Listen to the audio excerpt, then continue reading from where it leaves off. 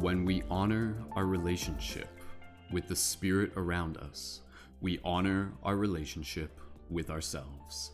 Aloha, shifters, light guardians, dreamers within this beautiful holographic matrix. Welcome once again for another one of our Paradigm Shift Central Synergy Circle team podcasts. Today's topic is on the spiritual wisdom of ghosts and hauntings. My name is Mystic Spider-Man, aka Brendon, Skull Babylon, Wolf Shield. Thank you so much everyone for being here. As always, we are joined by some fellow amazing shifters, some of our leading members here in the community. So fellow leading members, what we're going to do, we're going to bring everybody up on screen here in panel view. So for everybody here, go ahead, gently unmute your microphones, make some whooping, whatever wolf noises or anything else, and say hello to everybody, send some love. Whoop, whoop, whoop. Ow, ow, ow. Ooh, spooky noises. Ooh. Awesome. All right, thank you again everyone so much for joining in for another one of our team podcasts. We do these every Thursday, 8 p.m. EST. For those of you who may be here for the first time, go ahead, drop a 333 in the comments. We'll give you a quick little introduction, and then we're going to do a little bit of a meditation, and then we're going to get right into today's podcast. If there's any audio sync that you may notice with the audio and video, we'll correct that as we go.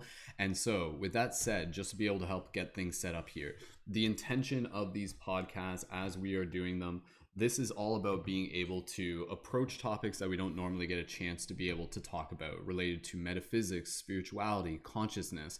And so obviously, being the spooky season, being Halloween, this is an awesome opportunity for us to be able to talk about the theme of ghosts, the theme of hauntings, the theme of spirits, not necessarily purely for the purpose of just being able to say, wow, this is like, something that's like, kind of like entertaining, but more so how can we approach this from a topic of being able to understand it, to attempt to understand it, to be curious, to have respect for it.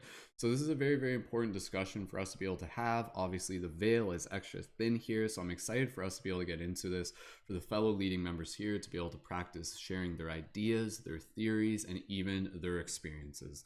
By the end of this podcast, we again encourage you to simply think for yourself. Let this podcast be a way for you to be able to connect with what it is that we are creating here, for what it is that we are building as a team. Again, this is more than just a podcast. This is us coming together as a community, as a tribe, a global team of shifters, light guardians, people who are actively helping assist with the shifting consciousness, world bridgers, paradigm shifters, whatever you want to call us. And so for those of you who are here, see this as a way to be able to charge up your spiritual battery, to be able to engage in this virtual digital sacred space in the circle with us, to be able to take part in the discussions that ignite your spirit as well. So what we're going to do, we're going to get into a little meditation in the next couple moments. Just as a quick overview, for those of you who may be new, you can find all the links in the info of this video on YouTube, including links to our team chat, that's our private Discord server, as well as links to our Patreon. That's where you can join with the $11 a month contribution to become a leading member, where you can join on air for these podcasts that we do every Thursday, plus a lot of other cool benefits to support you as a conscious media creator within our team of conscious media creators. You can check more about that afterwards.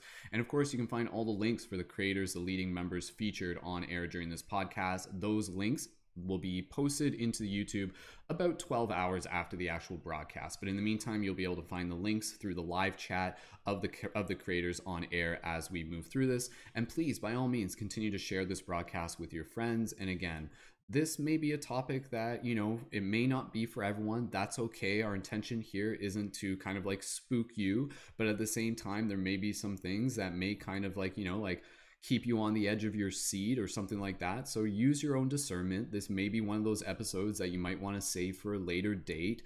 Allow yourself to approach this when you are ready. And so with that said, what we're going to do here, we're going to set things up for a little bit of a meditation to just be able to drop into our heart space, to be able to visualize us sitting in a circle. And again, going back to the genesis and the origin, just to be able to create context, this whole project began as a little club in my town, just to be able to bring people together to practice talking about spirituality. And since then, it has grown into this global community, and we do these meetings now online. So we're going to go back to the roots, and we're just going to imagine us just kind of like sitting in a cozy yoga studio together, or maybe around a bonfire. And again, just having these mind expanding and heart opening discussions. And tonight's theme is brought to you by Spooky Vibes. Woo! woo, and stay tuned for next week if you're looking for just like, okay, like this is like, because this is still going to be kind of like, again, you know, a very relative topic within the stuff that we've talked about in the past. But just as a heads up, next week's podcast following this, which will be on the 29th, is going to be a special Halloween party edition talking about the spiritual wisdom of Halloween. So stay tuned. This is going to be kind of like a ramp up for this. But yes, this context, this discussion, regardless of Halloween, it could still be something that you could listen to at any point. And I'm sure there will be valuable information to it as well. So thank you again, everyone. Thank you to our Patreon supporters. Thank you to those who may be new. And with that said, let's take a moment here to be able to drop into our little meditation. If you're listening to this in the future, if you guys want to skip forward through a little bit, that's totally up for you. But for everybody, let's just take this moment to be able to just drop into that shared intention, connect as a synchronized group, and to be able to carry that intention with us throughout the meditation, throughout the discussion. So go ahead and get yourself briefly, get comfortable. This is just going to be a brief meditation. Perfect. And as far as I can tell, I think the audio is slightly out of sync. So again, I apologize for that. We did what we could to try and fix it, but we'll fix it later. So that's okay. All right. Okay. So for everybody here, when you're ready, gently find a comfortable place to be able to position yourself. This is just going to be a very brief, swift meditation, but intentional nonetheless. And go ahead and gently close your eyes. With your eyes closed, gently begin connecting with your breath. Soft, gentle inhales and soft, gentle exhales. Straighten up your posture, open up your chest, relax your face. And just taking this moment to be able to bring yourself into your heart, bring yourself into the space of gratitude. Gratitude for the team, gratitude for this beautiful community, gratitude for this sacred space, gratitude for yourself. Gratitude for the wisdom that we are here to be able to help bring forth. And so as we focus on our gratitude, you can begin visualizing and imagining all of us just gathering here in this circle together as tribe, as family. You can imagine us in a yoga studio. You can imagine us around a bonfire under the spooky stars and moon. You can imagine us sitting out in a field, whatever you choose. And in this moment, just take an opportunity to be able to look around at the faces here and just be able to say hello to them and just express your gratitude as we just see all these beautiful faces just gathering here tonight to be able to be a part of this discussion, the many sacred mirrors of ourselves. So just take a few moments here as you just visualize looking around this circle, feeling the love and the energy of this beautiful community. Maybe if you want, you can put your hands physically on your chest and just take a moment here to be able to express gratitude for all the people who are tuned in right now. Go ahead and just take a few moments on your own and do this now.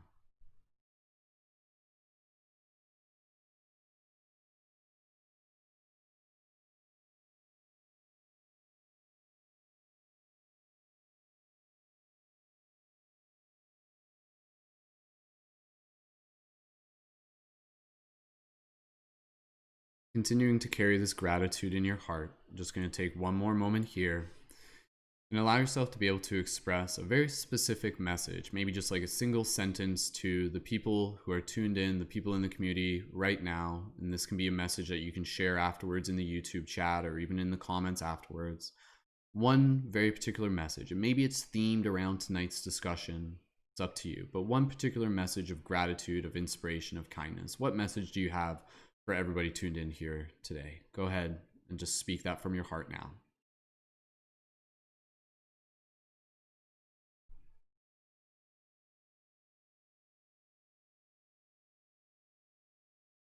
Beautiful.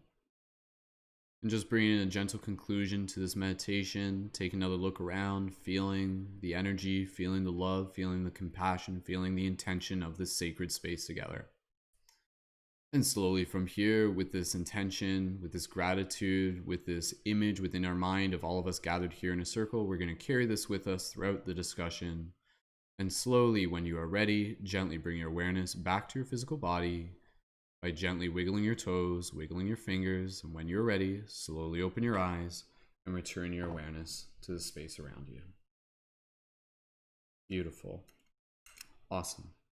Welcome back, everyone. For those of you who are in the YouTube chat, Please feel free to leave some comments based on what the message was that you had for everybody. My simple message was, I am happy you are here. I am very, very happy that you are here. So awesome. So again, with that said, team, we're going to get right into the discussion. But just before I do that, we're just going to take an opportunity here to just be able to say hello and introduce some of the fellow leading members who are joining us on air tonight. So again, my name is Brendon, Mystic Spider-Man. Most of you probably already know me already, and also super honored to be able to have so many other amazing members with us here tonight. And starting on my right, we're going to introduce them to you. And we have Kaci Lunar. So go ahead, Kaci. You can wave to the camera there. And then we also got Kimberly as well. So Kimberly, you can say hello, one of our newer leading members. Hello to Kimberly. Thank you so much for joining us. And we have Abbey back once again. So welcome again to Abbey. And we also have Kristine joining us. And thank you so much, Kristine. And again, we have Amanda here with us tonight. Amanda and company here with us tonight. And we have Luna back again. Thank you so much, Luna, for being here. And also we have Kaci Lee as well. So thank you, Kaci, again for being here. So awesome. Beautiful. All right, team. So with that said, let's get right into tonight's discussion. Let's get right into today's discussion. Spiritual wisdom of ghosts and hauntings. So this is a very, very interesting and a very intriguing topic for us to be able to explore and get into. And obviously we're leading up to Halloween, so it definitely fits in with the theme. The whole idea of the veil being thin. This is a great time for us to be able to kind of like sit with the energies of the season and to really be able to explore this topic. But again, the intention behind being able to explore this isn't purely just for the idea of entertaining and having fun, but more so from the perspective of being able to be curious about this topic with the intention to be able to seek to understand it a little bit more. And so I'm going to talk about this just for a little bit, and then from there we're going to pass it over to Luna. Tonight's topic, since we do have less people on air than sometimes, it's going to be a little bit more just kind of back and forth discussion, but we'll hear from everyone, and then we'll just kind of keep passing the talking stick around.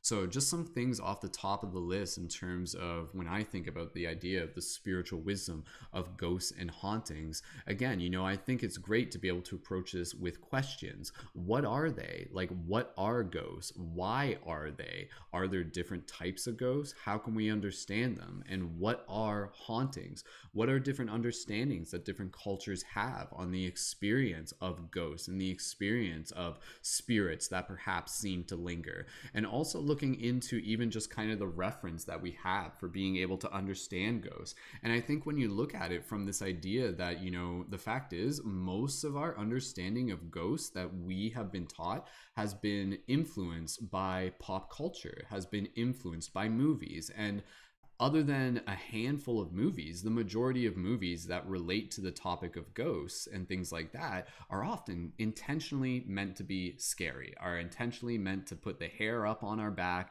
and to freak us out, because there's a part in us as humans, we love to get scared. Getting scared is like it's basically something that it's kind of like a drug. It's something you can get addicted to, whether it's unconscious or conscious. It's something that we as humans, like, it keeps us going. It kind of activates things. So it's weird that we're kind of like, we look for spooky things, we look for scary things sometimes. But again, you know, when you look at it from purely this idea that ghosts are always going to be this spooky thing, I think it really closes us off from a way of being able to understand them. And so I think the other things that's quite interesting is being able to look at the different ghost stories, being able to look at the ways we can interact with ghosts, such as electrical interference, EVP, electronic voice phenomena, and also, again, leading off of last week's episode, which was all about the spiritual wisdom of psychic phenomena, using our extrasensory abilities, such as our clairsentience or clairaudience, claircognizance, these type of things. I'm sure we'll hear from some people tonight who have had, again, experiences where they can kind of like sense ghosts. Why do some people see ghosts and others don't? How about the idea of children being able to perhaps interact with ghosts, or even the idea of animals being interact with ghosts? All of these are very, very interesting questions. And even the idea of ghosts, are ghosts and spirits two different things? To answer that question very simply, I think every ghost is a spirit, but not every spirit is a ghost. So when we're talking about ghosts, just to be able to create a little bit of context here, and I'll just kind of give you my basic understanding of it, and then we'll pass it over to Luna. My basic understanding from, again, I haven't had too many direct experiences with ghosts, so to speak, but I've obviously been fascinated by the topic. And again, we're talking about this from the perspective of, paradigm shifting concepts and opening up to this idea that we are multidimensional beings by nature. And so within this, we were talking about this last week, we've really begun to move into this place of understanding that yes, we are in an ocean of energy. There literally are kind of like different, different like dimensions overlapping, so to speak. And so is it possible that, what we identify as ghosts are basically like the residual energy of a spirit, of a soul that didn't fully pass over? And then so this is where you get into the idea of, it seems that ghosts more or less seem to attach themselves, or seem to be attached, whether it be intentionally or not, to locations, something where there has been some sort of like emotionally charged event. So this is where you get into the idea of ghosts and hauntings usually occurring in places where could have been like some sort of traumatic incident or something. And part of the experience that I do have with ghosts, and I'll talk a little bit about this later on, is actually the experience of that comes from my dad as well, which is the Ghost of Gettysburg. Me and my dad, we grew up and we used to go to Civil War reenactments, and he was actually there during the filming of the movie Gettysburg. And Gettysburg was a Civil War, big Civil War battle. And so there was like this whole thing where they were like on the battlefield where these battles literally happened, and there was like the talk of ghosts was always there. This idea of like, there is energy in this space. So again, from my understanding, there's different types of ghosts. And one thing that's kind of fascinating is this idea that from the ghost perspective, it's like they don't even fully know they're dead, in the sense that from the ghost perspective, it's almost like they're kind of in a dream state. And we'll talk more about that from the perspective of the ghost. So, when you're in a dream and you don't even really realize you're in a dream, you're convinced you're awake and you're just kind of going along with the motions. From my understanding, that can be kind of what it's like to be in a ghost. You're kind of stuck in this loop. You don't even know that you're passed on, but you're just kind of existing in this state. And then you get into different ideas that there are some ghosts that are literally almost just kind of like energetic loops, and they're things that are just repeating. So you get this idea that, for some ghosts, they're there, but they may not necessarily have the intention to scare us and to spook us and things like that. And that's when you start to get into the differentiation between, spirits and ghosts, because I feel like spirit almost, and it kind of leads into this idea of there being almost like an identity or a consciousness or a will to whatever that being is, where like a spirit would be the one that can, like interact with things intentionally, or like push things off a table or something like that. Again, I'm open to still being able to learn. Everything I'm saying here is just based on what I've been able to kind of piece together. But it does seem that there's different types of ghosts, different types of hauntings, how spirit kind of relates into this as a related thing, but not always going to be 100% the same thing. And and again, just with the idea of being able to kind of like demystify this, how we can be able to communicate, how we can be able to develop a healthy relationship, because that's the idea, right? You talk about a lot of people and they literally make it their job to be able to, in some ways, meet these quote unquote ghosts with respect. They try to heal. They try to bring in like a healing energy, which is a very, very powerful concept. Is it partly our responsibility as those in the waking realm to be able to help assist the spirits that have perhaps kind of like not fully transitioned, so to speak? I don't know. Well, let's talk more about that as we go. So the other thing that I was going to say, I think I forget what it is. So we'll just keep it moving. There's lots to say, so stick around. We got plenty more to be able to discuss. And for those of you in the YouTube chat, please, by all means, continue to share your comments. And again, by the end of this, everything that we're sharing is just information. Think for yourself. This is here just to be able to get some ideas on the table and for us to be able to look at it collectively as a team. By the end of this discussion, hopefully all of us will be able to have some sort of broader understanding of this concept. And again, as a result, perhaps be able to have a broader understanding of ourselves as multidimensional beings. Because at the end of the day, the ghosts, yeah, they may be spooky, but from the level of consciousness, they are us. They are still us. So from that perspective, what happens when we kind of meet it from that heart place, opposed to that fear place, so to speak. So I think there's some very powerful things for us to be able to talk and share about tonight. So with that said, we're going to pass it over to Luna. Luna, give me a thumbs up if you're ready to go with that, and if there's anything I said that resonated or made sense. But please, by all means, bring in your own topics and wisdom that you would like to be able to share on the spiritual wisdom of ghosts and hauntings. Welcome, Luna, and please feel free to introduce yourself and go right ahead. Hi guys, I am Luna Da'Ashe on TikTok. How you guys doing? I'm really excited because I love Halloween and all things spooky. I'm a Scorpio, so I'm into the mysterious stuff, you know. But I have a lot of experience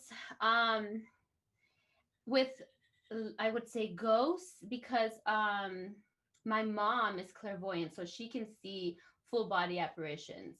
And since I was a kid, she's always seen them at different places that we've lived.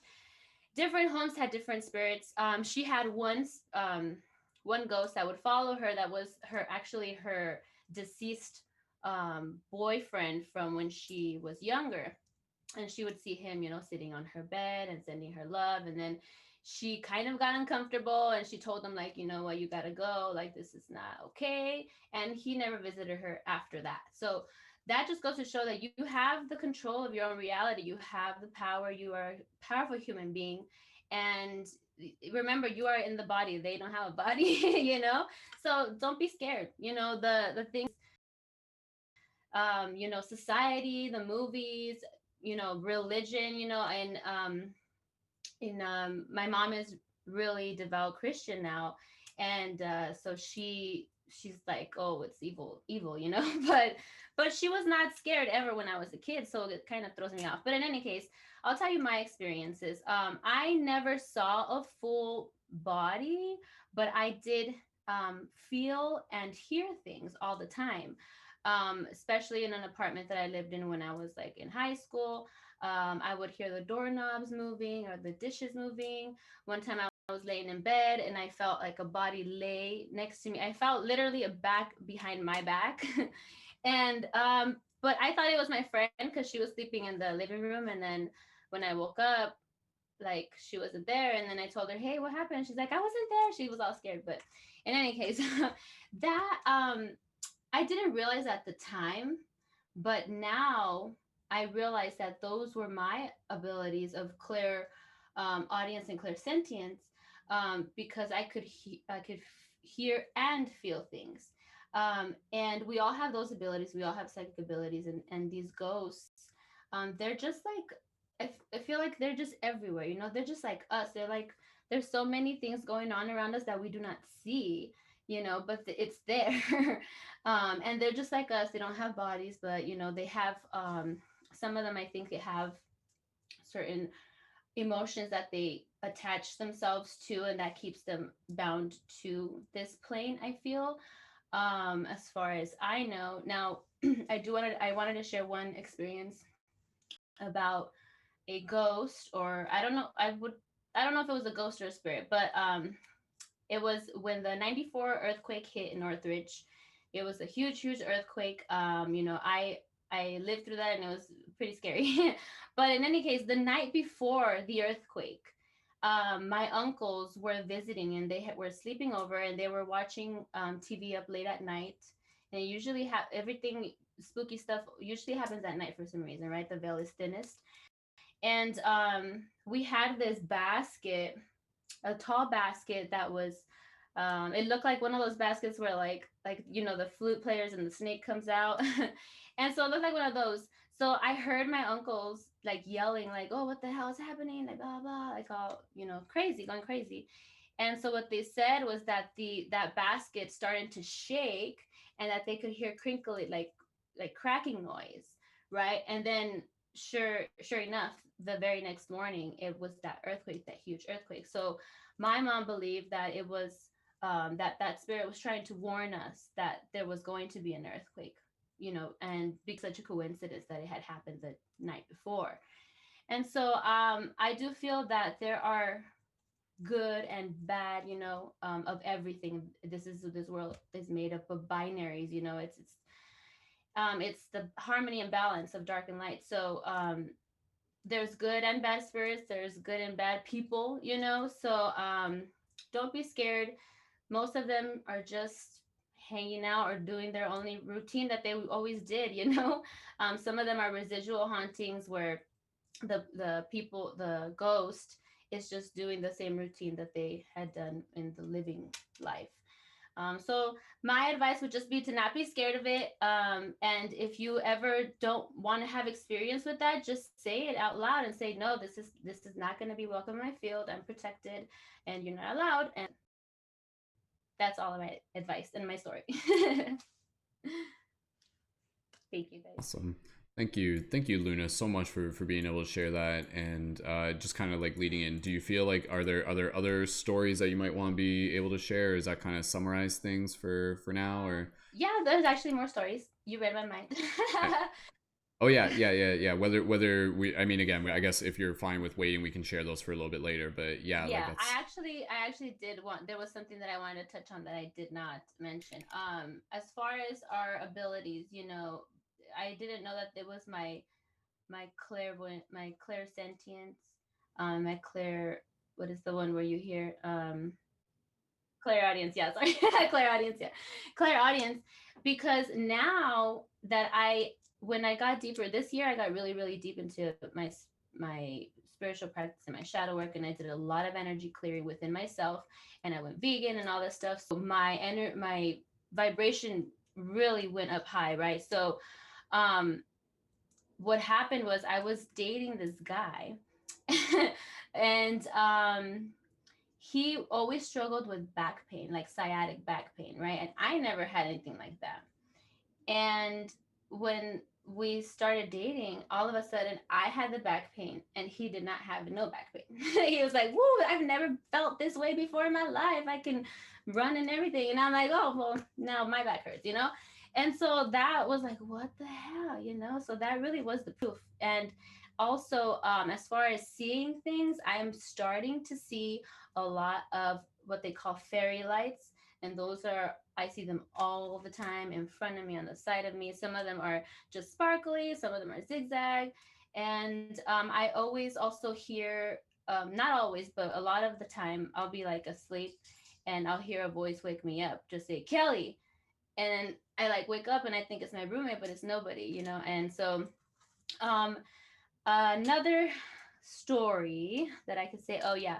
So when I lived in this apartment, which was like super haunted, my mom was the one who always saw the full body apparitions, right? So one time my stepdad was laying on the couch taking a nap, and my mom walks out and she saw a woman just looking at him, like watching him sleep. She said she had like a nightgown on, black long hair, like she saw everything, details, you know. And she said that the woman looked at her and like got spooked that my mom saw her and ran into the kitchen. And so my mom was like, "Who the hell is this woman in my house?" You know? So she goes over there to the kitchen and there's nobody there. So she's like, "It's a ghost." Then a year later, my sister moves in and she says she saw a woman and she described her exactly the same as my mom did. So yeah, it's real, and it's true, and nothing ever happened to us in that apartment. We were always safe, you know. So yeah, definitely don't be scared. That's all I gotta say. Mhm. It's very powerful. And Luna, I'm just kind of curious, and we'll pass it over. We'll pass it over to the next person. Um, with your mom and everything like that.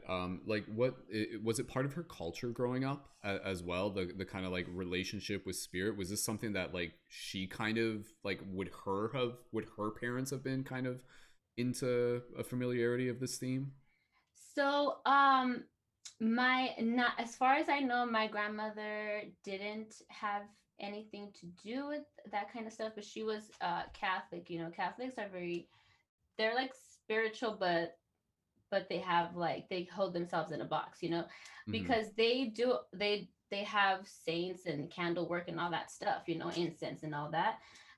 So spirituality is very present in what you would call Catholics, and Catholics are, Mm-hmm. a lot of Latinos are Catholic, you know. So Mm-hmm. that's always present. My mom, I think that she told me a story, if I remember correctly, when I was a kid, that she played the Ouija board once, and that after that, that she had started having these experiences. Mm, So she was like, never play the Ouija board, you mm, know? And so I think that kind of just opened up, a gate for her, like an ability of hers. And that's when she started to see these ghosts. But I feel like my whole family has always seen ghosts, because I had an uncle who had they call them in Spanish, they call them duendes, and those are like and they're very mischievous, and so they would open and close doors and all kinds of stuff, and they like to be around kids. So there's always been all this stuff within my family, but I think, yeah, the culture always um, knows about this stuff just through their own beliefs in the Catholic religion. Yeah, but they always say that it's like evil, or that it's like a possession, so they make yeah. you be scared of them, but you Yeah. shouldn't. Mm-hmm. Right, right. Mm-hmm. No, that's fascinating, and again, even just mentioning there, like a little shout out to the duendes, the little elf people, because again, like that's where, like for those of you who have been able to tune in for the previous episodes, we're trying to paint a bigger picture here, where we start to realize that it's not like literally it's just like, oh, this is ghosts, this is fairies, this is elves, this is aliens. We start realizing like it's all kind of like one bigger phenomena. And it's interesting because, yeah, it's like, are there some cases where people have experiences where things are closing and shutting and getting knocked off, and people might be like, oh, my house is freaking haunted, but it actually may just be some sort of like quasi-dimensional elf being or something that's like playing around with them? We don't know, but again, once you start kind of opening up to that, it may start explaining things. Again, I'm just as curious as everybody else here. So Luna, thank you so much. Is there anything else at the moment? We'll pass it around. Okay, perfect. All right, we're just going to keep passing it here. The one thing, this is what I forgot to mention earlier. So for those of you who are interested, in the show notes of this video, you can go back and you can check out a past podcast that we did of Paradigm Shift Radio back in 2013. Yes, we've been doing it for that long. And it's episode 69. And it's actually on the episode, we actually have a few guest speakers. We have a guy who does paranormal investigation. We have a guy who talks about doing ghost tours at Gettysburg, which is what I was referencing earlier. And my dad's also on that episode. And there's also a video of a paranormal investigation that I went on with one of those guys that you can check out. So it was like me going on a paranormal investigation. It's also up on my Instagram right now if you guys want to check that out. But yeah, I just wanted to mention, if you're looking for more stuff here, definitely feel free to go back and check out that classic episode there. So with that said, we're going to keep passing the talk and stick around, and we're going to pass it over to Kaci Lee next. So Kaci Lee, just give me a thumbs up, confirm that you're ready to go. And go. With that said, we will pass it over to Kaci. Kaci, please feel free to introduce yourself and tell us a little bit about the spiritual wisdom of ghosts and hauntings. Go ahead.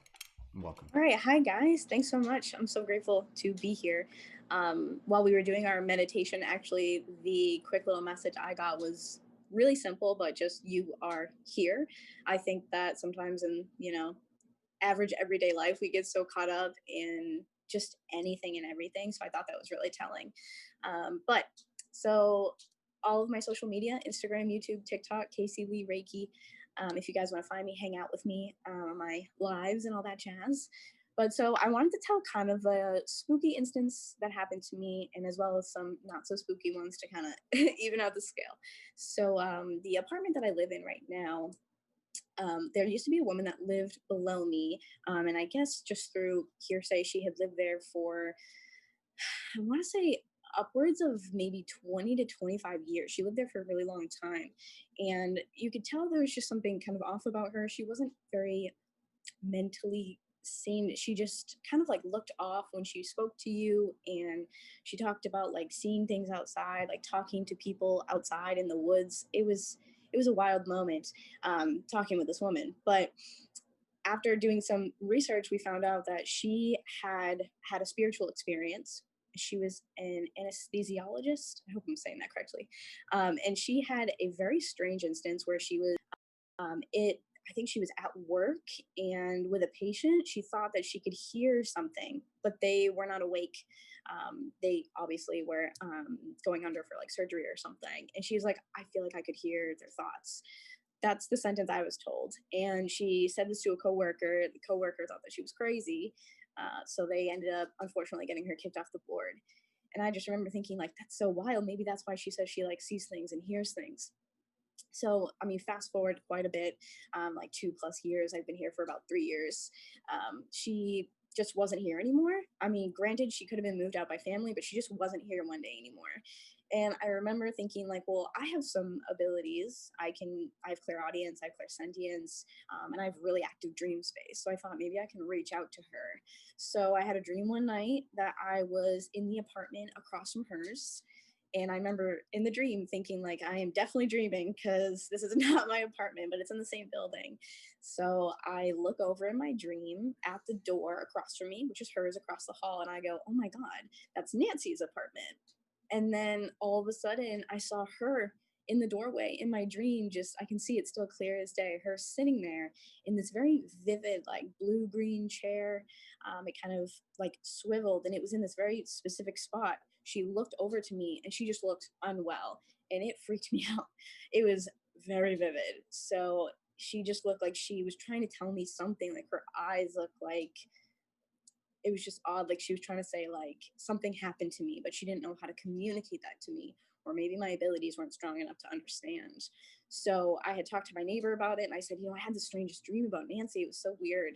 And I told her about the chair and she goes like something along the lines of like, yeah, that chair that she always had. And I was like, I'm sorry, what? And she said, yeah, haven't you ever been in her apartment? And I was like, I've never stepped foot in there ever, not one time. And she goes, that's exactly her chair. It was that blue-green chair. It sat exactly in that corner. And I was like, oh my God, so that definitely must have been her coming to me in a dream. Still to this day, I have not found out what happened to Nancy, but I just thought that was so odd. And from there, also wanted to dive into my abilities more because I'm like, what if I can get more from her? So that's my kind of like weird, spooky story. And moving forward, just wanting to touch on, I've had a couple of mediumship experiences that I just wanted to kind of talk about the process for me and kind of what that's like. I have clairaudience, clairsentience. My clairvoyance is not very strong. So those are kind of like my top three. And claircognizance comes in every once in a while. So for me, sometimes depending on who is coming towards me, I will have like it looks like glitter, and I don't know what the name exactly of it is, but it definitely looks like glitter in like my peripheral vision, and it kind of just cuts off, and it's like tunnel vision and just like glitter on the side of my eyes. It's a very wild experience. And then through connecting, sometimes I will pick up on an emotion that someone has had. A friend of mine, her uncle came through to me, and like I said, my clairvoyance isn't as strong, so I couldn't see him, but I could feel that his presence was very like protective. So I thought it was a grandfather figure at first. And I said, who is this person? And she was like, well, this person could be this person, XYZ. And I said, no, it's none of them. Like I can just tell it's not any of those people you named. And I was like, let me tap into it a little bit more. And then through just feeling and kind of like knowing immediately, I would just like get a word. And I found out it was actually her uncle. He was in the Marines, so that's why his energy was so strong. And then he was her godfather, which was why I was picking up on like a grandfather, father figure energy. So I just find it really fascinating that I always had thought growing up that clairvoyance was the way that you connected with spirit, the way you saw things or saw apparitions. Like I always just had this picture in my mind of like, this is how it works. So I watched, I think it's just called Ghost with Whoopi Goldberg. I'm not 100% sure, but my mom watched that a lot. With So that was Patrick always what I, Swayze and stuff. yeah, classic movie. I still watch it from time to time. And I always thought that's what it was like. Like, that's exactly how it is. Like, that's what it looked like when you were a clairvoyant or you were a psychic, you were a medium. So when I started developing my gifts, I really had no idea like what was happening, what to do with them. I was like, no, like I'm not a psychic because I'm not seeing things. So I just think it's nice to have, especially this group for people to clarify and say, no, I feel things. That's how I pick up on people. I can feel the energy in the room. And it's like, it's so odd. You just know, like, you just know, at least for me, I just know now. I can kind of discern, that's a male figure, that's a feminine figure, or this person was in the military versus not, or this is a grandfather versus this is a mom. So I just find that really fascinating, and I think, over time too, you'll always be surprised at how your gifts can develop. So that's pretty much sums it up as to what I wanted to share. Thank you, Kaci, for sharing it. And again, it's fascinating. Like in some kind of weird spiritual way, it's like, well, like if we didn't have ghosts and spirits, how would we develop our extrasensory abilities or something? Like it's kind of weird where it's like, like maybe the connection that we share with them, there's still actually something for us to learn there. And this and see this is where it gets into like this whole idea of the concept of ghosts not being something spooky at all, but actually being something very exciting, where you get into the idea that after a person has physically left their body, is it still possible for them to continue to interact?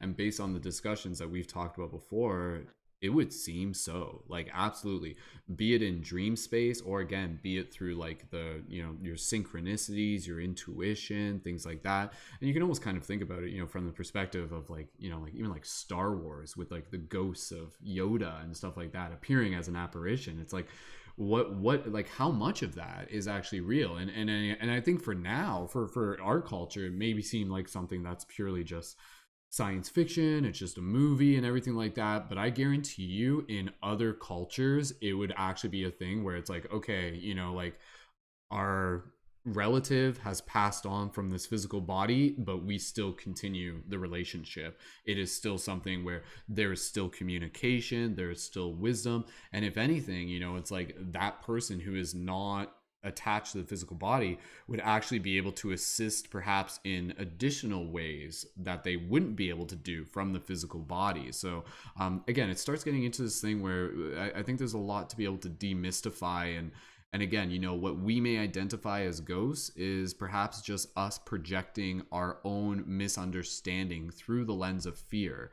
But maybe again, maybe there's another way of being able to understand it. And this is a big question for everybody here, can you actually have empathy for ghosts? Again, for us, it's like, oh my goodness, there's something walking around and I don't know what it is and it spooks the heck out of me. And that's okay. You're allowed to feel that. But if you really start to begin to understand it, it's just going to be like, like, okay, I think that spirit might need some help or something like that, and then there are some people that be like, okay, let's see what we can do here. And, you start getting into stories of that where there literally are people that are here to like help spirits pass over. There seems to be a need for that, because the idea of spirits kind of getting not stuck here, it's like, again, I don't know if that's the right word, but not fully crossing, it seems to be a thing. So let's just keep talking about it, let's keep exploring together. Kaci, thank you so much. Is there anything else you want to share at the moment? No, I'm all set. All good? Perfect. All right, wonderful. All right, let's just check in here. We're going to pass it over to Kristine next, and then we're going to pass it over to Kaci Lunar as well, and then whoever else wants to go after that. So Kristine, thumbs up, ready to pass it over to you.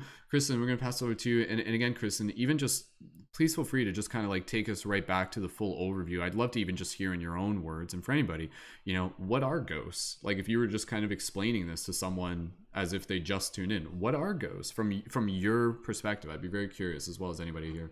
But please, Kristine, go ahead, introduce yourself, welcome back, and pass the talking stick to you. Go right ahead. Hello, beautiful souls. It's lovely to see you all once again. My name is Kristine, aka Pin Oak Rising, on TikTok, YouTube, Instagram, all that good stuff. So feel free to check me out.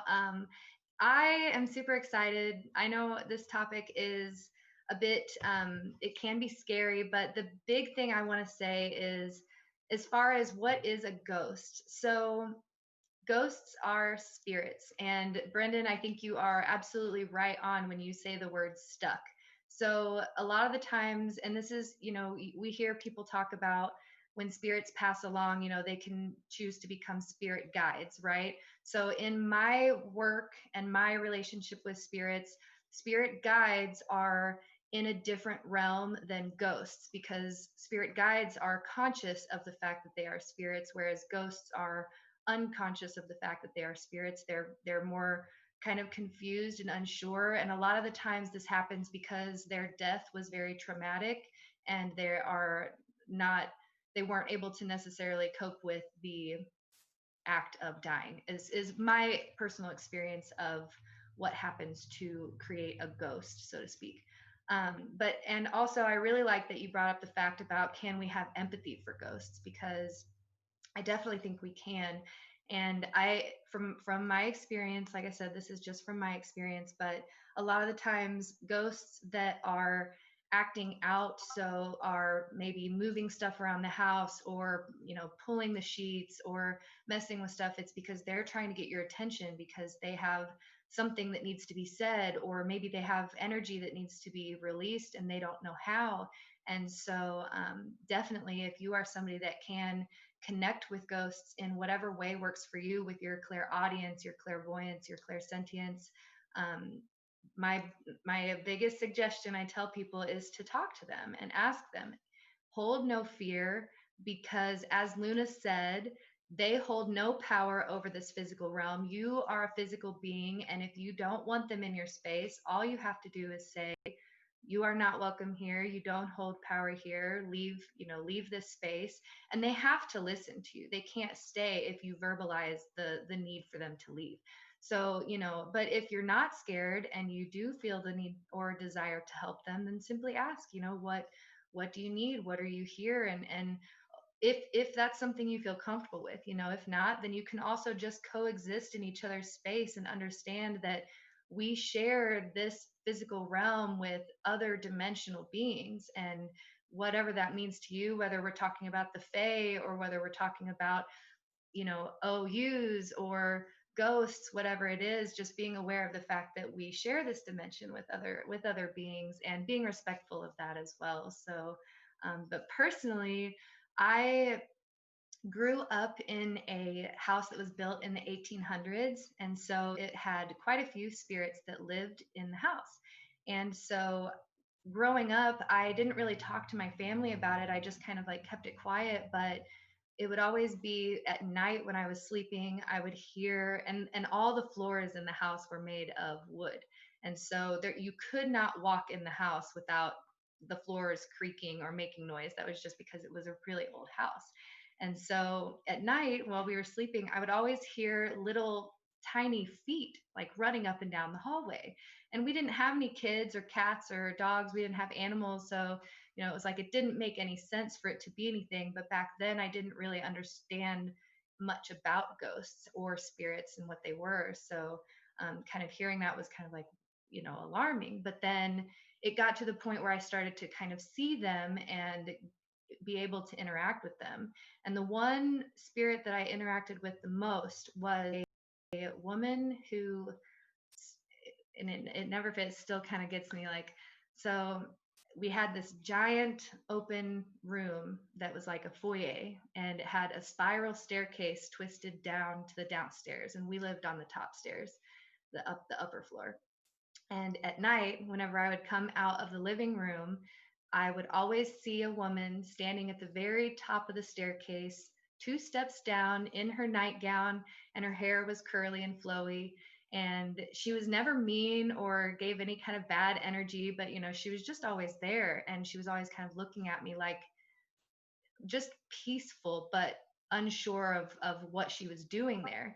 And so it came to a place where it was like, I got older, and the older I got, the less I saw her. That seems to be how it goes, right? At least until we become able to connect with our clair abilities. And so I was talking to my mother about this not a week or two ago. Well, okay, fine. I guess it was probably about a month ago, but not long before we have this podcast here today. I was talking to my mom about it, and I was like, Mom, do you remember that house we lived in growing up? And she was like, well, yeah, of course. And I was like, did I ever tell you about the ghost that lived there? And she said, oh, the lady that stood at the top of the stairs in her nightgown. And you guys, I never once mentioned this to my mom. I never once talked to her, but she described her in perfect detail, the exact same as I saw her. And so it was like, in that moment, it was like, we can absolutely connect with spirits, but they just don't always have to be this big negative thing. And also, I want to mention too, and I know I've got a lot to say, but I just am really passionate about this subject. But you had mentioned, Brendon, people being like called to help spirits pass over. And I have a very active dream space. I do a lot of lucid dreaming, and sometimes in my dream space, I do encounter spirits, and I will interact with them and help them pass over to the other realms. And it's like it normally happens in their home or wherever they kind of passed away at. And so, kind of like working them through the fact that you don't. There's always a lot of fear, and like they don't want to let go, and they don't want to leave behind, but like explaining to them that, hey, the life you thought was. Thank you so much, Kristen, for sharing, and again, just for being able to help us put more of the pieces together here. And yeah, with that said, we're going to keep passing toxic around. Just quick check-in for those of you on the YouTube chat. If the feed is coming through properly now, go ahead and drop an 1111 in the chat. I apologize, there was a buffer issue. Hopefully it's resolved now, but just let us know if there's any issues. Hopefully it's okay. So thank you again, everyone, for understanding. Audio is all synced up. We'll just keep moving along here. I'm not gonna flip any switches if it's working. So, but anyways, again, with this topic, it's very interesting because I think we're starting to understand here this idea that ghosts and spirits are seen to be two different things, and so it's still something that I'm trying to be able to understand, because it seems to be this idea where, this isn't fully the topic of tonight's discussion, but it is worthwhile to be able to explore, because it helps us figure out what ghosts are as through the process of juxtaposition by comparing them to the concept of spirits. Because I think when people get into this idea of thinking about like hauntings and things that are like very almost malevolent, I think that kind of comes more from the idea of like an actual entity that has like a conscious intention that may be malevolent, so to speak. But even though just the idea of being like, wait, like what, like that's actually a thing, I know that can be a little bit jarring for some people. But again, with Kristen, what she was saying there, I think with the concept of being aware of how we're developing this relationship with ghosts and stuff, of understanding that they stick around by feeding off of the power that you give them, whether it be consciously or unconsciously. So I think it's very important to be able to understand that you still do have the power in those circumstances. But yeah, I mean, there is like this whole other topic here of, like the idea of there literally being actual, again, kind of like multi-dimensional entities that do seem to kind of like attach themselves to people to be able to kind of like pull energy off them. But at the same time, I don't know if that is literally what ghosts are, so to speak. I feel like that's literally two different things. But from the perspective of our pop culture mind, we're seeing them as one thing. We're seeing ghosts as being this thing that the ghosts are like trying to scare us and trying to spook us and things like that. Whereas I feel like from our lens, it's like the ghosts are scaring us, but they may not necessarily be doing it intentionally. Kind of like what Kristen was saying. They may actually just be either playing out a loop that is about a part of like something from their lifetime, or they may be trying to get our attention. I don't know. It's hard to say. Again, this is still a very mysterious topic. So let's just keep kind of going back to this. And again, if this is something that you feel you're moving into, bring it back to the basic idea of, again, just kind of like visualizing this like white light around your body and just really setting that boundary. And this is where, again, this isn't something I'm an expert in, but you can even kind of like call in the idea of like higher dimensional guides to be able to work with you and stuff. I'm sure other people here would be able to talk a little bit more about that, but without having to stray too far off the course, I do think that, again, just being able to understand the idea of malevolent spirits versus ghosts is worthwhile, because it does help us understand a little bit more about what ghosts are, and again, what hauntings are, where hauntings may not always be again, I don't think like, yeah, like I think there's a lot of things that we call hauntings that aren't necessarily malevolent, but are more just kind of like residual energy that we're spooked by because it's unfamiliar to us, sort of thing. Does that make sense for you guys? Let me know. But anyways, let's keep passing it around. We're going to pass it over to Kaci Lunar, and then from there we are going to pass it to whoever wants to go next. So just give me a hands up for, we'll pass it over to Abbey. Okay, perfect. We'll pass it over to Abbey after that. And then at that point, just checking in. I think at that point we may just be purely into popcorn style discussion. So we'll keep moving from there. And again, guys, if for those of you on YouTube, do me a favor, if you feel if the feed is like kind of glitching out, go ahead and let me know. There is one option that I can do, but I don't want to do it because I don't want to risk crashing the feed. But basically, long story short, I'm accidentally I'm on my Wi-Fi instead of being on my Ethernet, and I didn't realize I was, and that's why the feed's a little bit different, because the buffer rate's different. But nonetheless, hopefully it holds, and if the information's coming through, then that's what matters. So with that said, we're going to pass it over to Kaci, and then we'll pass it over to Abbey. Kaci, go ahead and introduce yourself and tell us a little bit about the spiritual wisdom of ghosts and hauntings from your perspective. Welcome, Kaci. Go right ahead. Hello, everyone. My name's Kaci. I have a couple social medias. I'm still learning all the social media feeds and everything. I have an Instagram, which is Lunar Moods.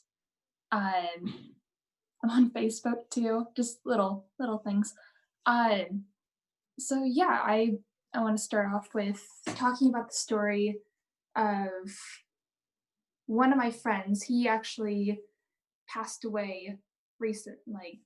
In 2017, he passed away by a car accident.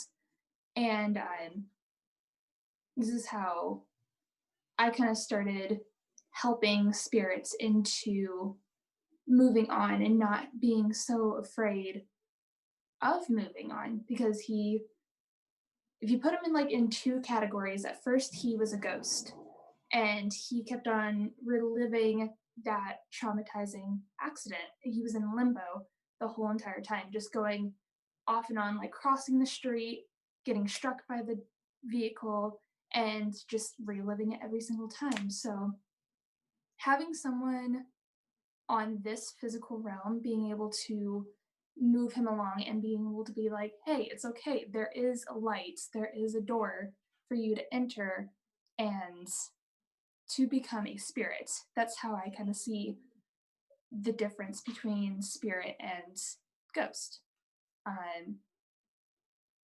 So that's how I see it. Hauntings, there's a really good place to visit here in Montana. It's between Clancy and Boulder, and it's called the Wicks Tunnel, and it's not very popular. I think it's becoming popular a little bit more though, which is really cool. But there was a tragic accident where,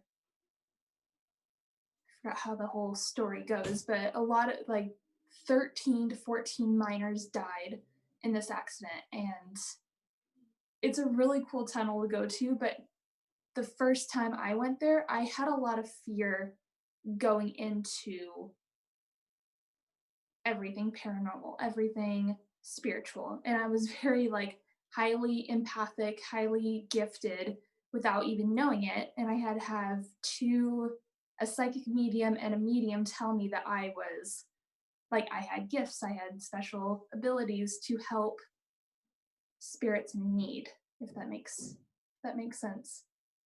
Yeah. I'm losing it. Yeah, so that's talking about the experience in the tunnel. What was that like? Were you feeling kind of what did I was feeling everything that they were feeling, all the miners. When I first showed up, I didn't know anything about the history. I love going into a place with no background, no nothing, and it helps me connect to them a little bit more, not knowing the story, so I can feel like I'm helping them in getting accomplished, if that's the word. But going in there, and they could feel my anxiety and my energy, so they were able to show me even more. And they kept on piling on how they died, how it was so gruesome, and I started seeing all these things that I had to stop in the middle of the tunnel, and I basically had a panic attack, but they were feeding off the energy just to show me more for me to help them out. So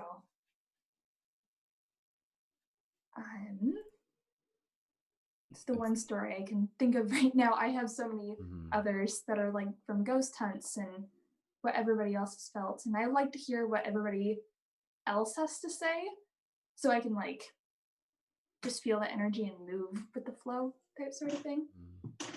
So you've kind of you've intentionally gone to various places that have had haunting energies or just kind of residual energies and things like that. Yeah. Mm-hmm.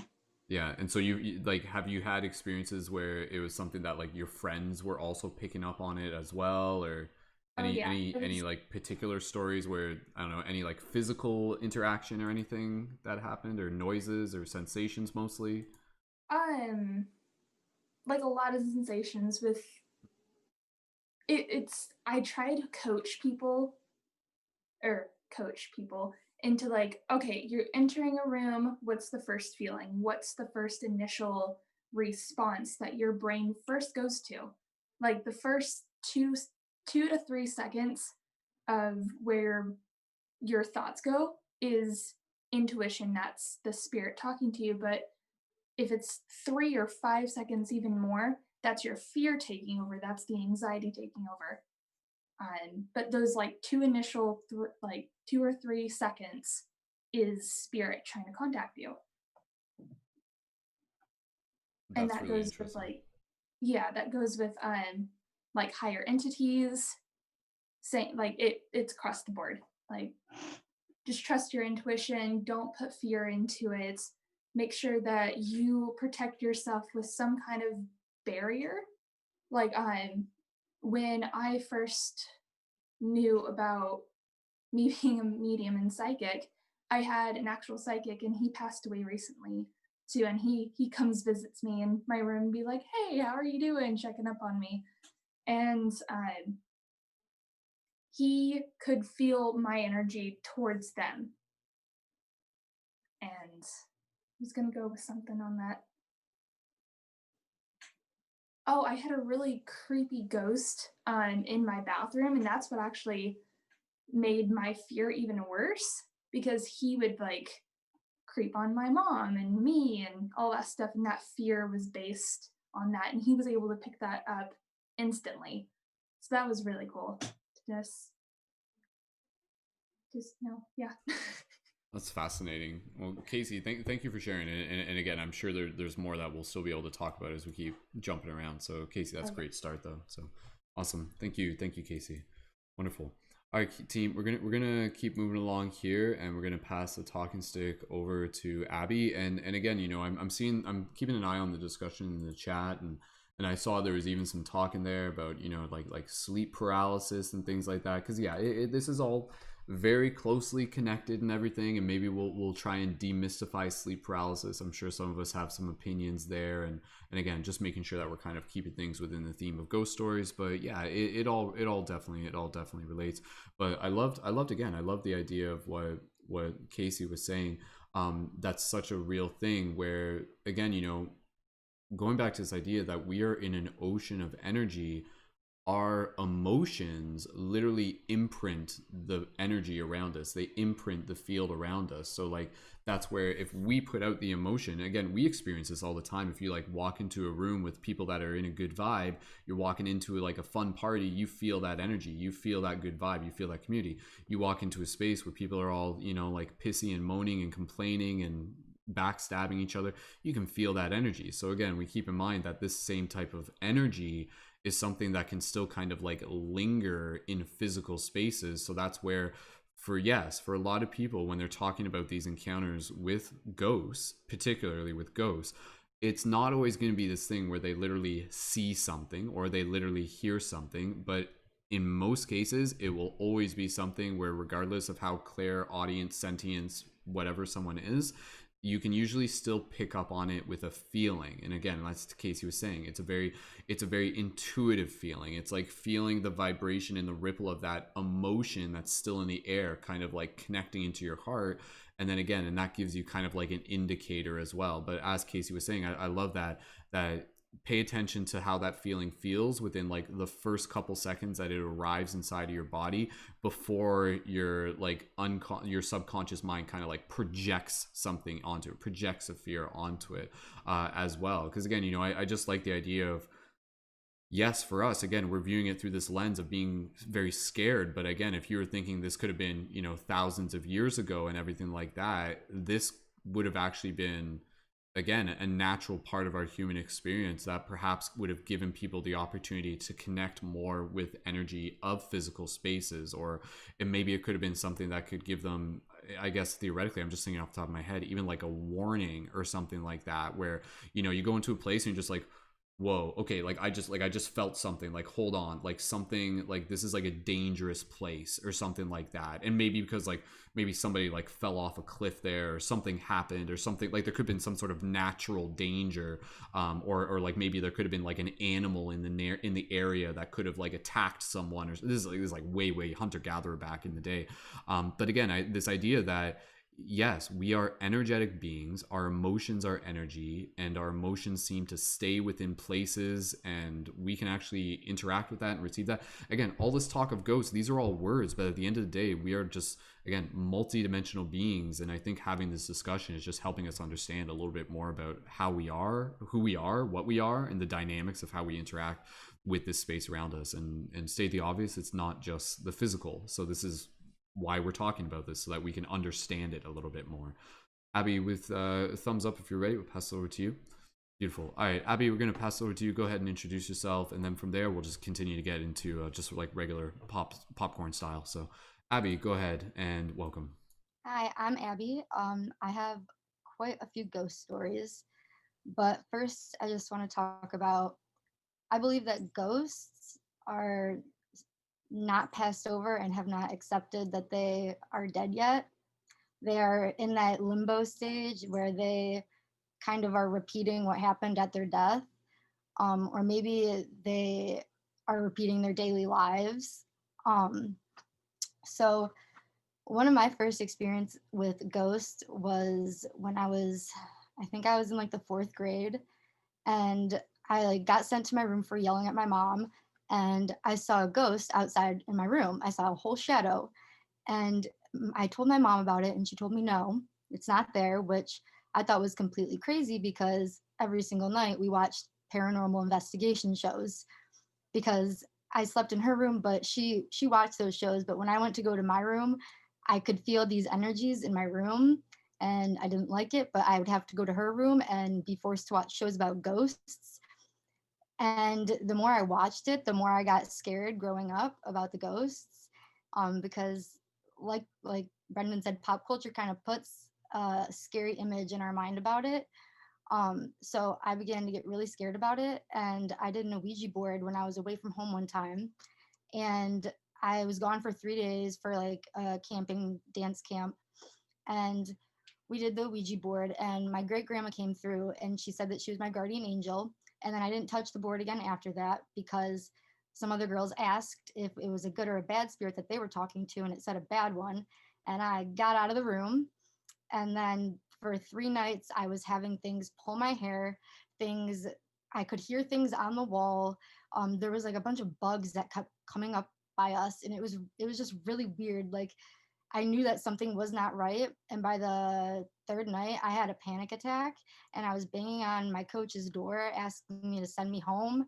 And I was seeing the things on the side of my face, like the little like sparkles, like you guys were saying. And it completely freaked me out. So for a couple years after that, I had a few other experiences of things getting thrown across my room. But I believe that that was spirit trying to wake me up to my spiritual awakening. And I was seeing it as being scared, and I didn't know how to communicate to it from a heart space. So as I got older, I did have other family members that passed, and I had other friends that passed. And now I see that when they pass, they kind of they are teaching us a lesson. And even if we don't know them, the energies around us. So there could be an energy from somebody that we don't know that sees us, and they want to help us. So it goes the same way. We have to help them pass over, and they'll help us. And we have to learn to coexist with them. Um, a little fun thing about my town is that it was part of the Underground Railroad, and I've always felt really, really connected to my town. And what kind of got me to my spiritual awakening was going and spending time in my town and writing and journaling. And then I started channeling spirit from my town. And now I even they even like I got a channel to go into town, and there was all this free antique stuff, and I connected with the first merchant's wife of my town, and she named the town, and she said that she just like was very happy that someone was still paying attention to the town pretty much and appreciating the town. And I explained to her I explained to my mom the next day that I saw her in my room, and then she says, Abby, that's the same lady that the neighbors say that they see that they see all the time. Every single neighbor that's lived next door sees this lady in white who like stands there with like this. And I was like, well, that makes perfect sense that she sent me there. And because when I was younger, I used to go walk around town, and I passed this house constantly. So I believe that they want to help us, and if they see, if it's like if they see someone, the bad energies, if they see you're down and they want to keep you down, and they'll feed into your negative energy. But if there's positive energies and ghosts that see that you're doing good, they're gonna help you. But you have to connect with yourself, with your heart. You have to start looking in your clairaudience and your psychic abilities, and um, connecting with them to get guidance. Um, yeah, that's pretty much all I've got for now. That's fascinating. And Abby, just curious, when you see ghosts, how can you explain a little bit more about what you're seeing when you see them? Okay, so right now, what I believe is that they don't really the ghosts that have ghosts that we're talking about. I see the apparitions, and I haven't really seen many ghosts in a while. I've seen my great grandma. I've seen a little boy apparition a couple of times, with a couple of different places too. He's been. I've seen my great aunt. I've seen other ghost like other figures in my house, but I don't know if they're I don't know what I'm trying to say. Sorry. I don't know if I've seen any other ones really. Like I don't know if I've had, because I feel like those ones all stick with me. So maybe I helped them pass over is what I'm thinking, and now they're spirit guides for me.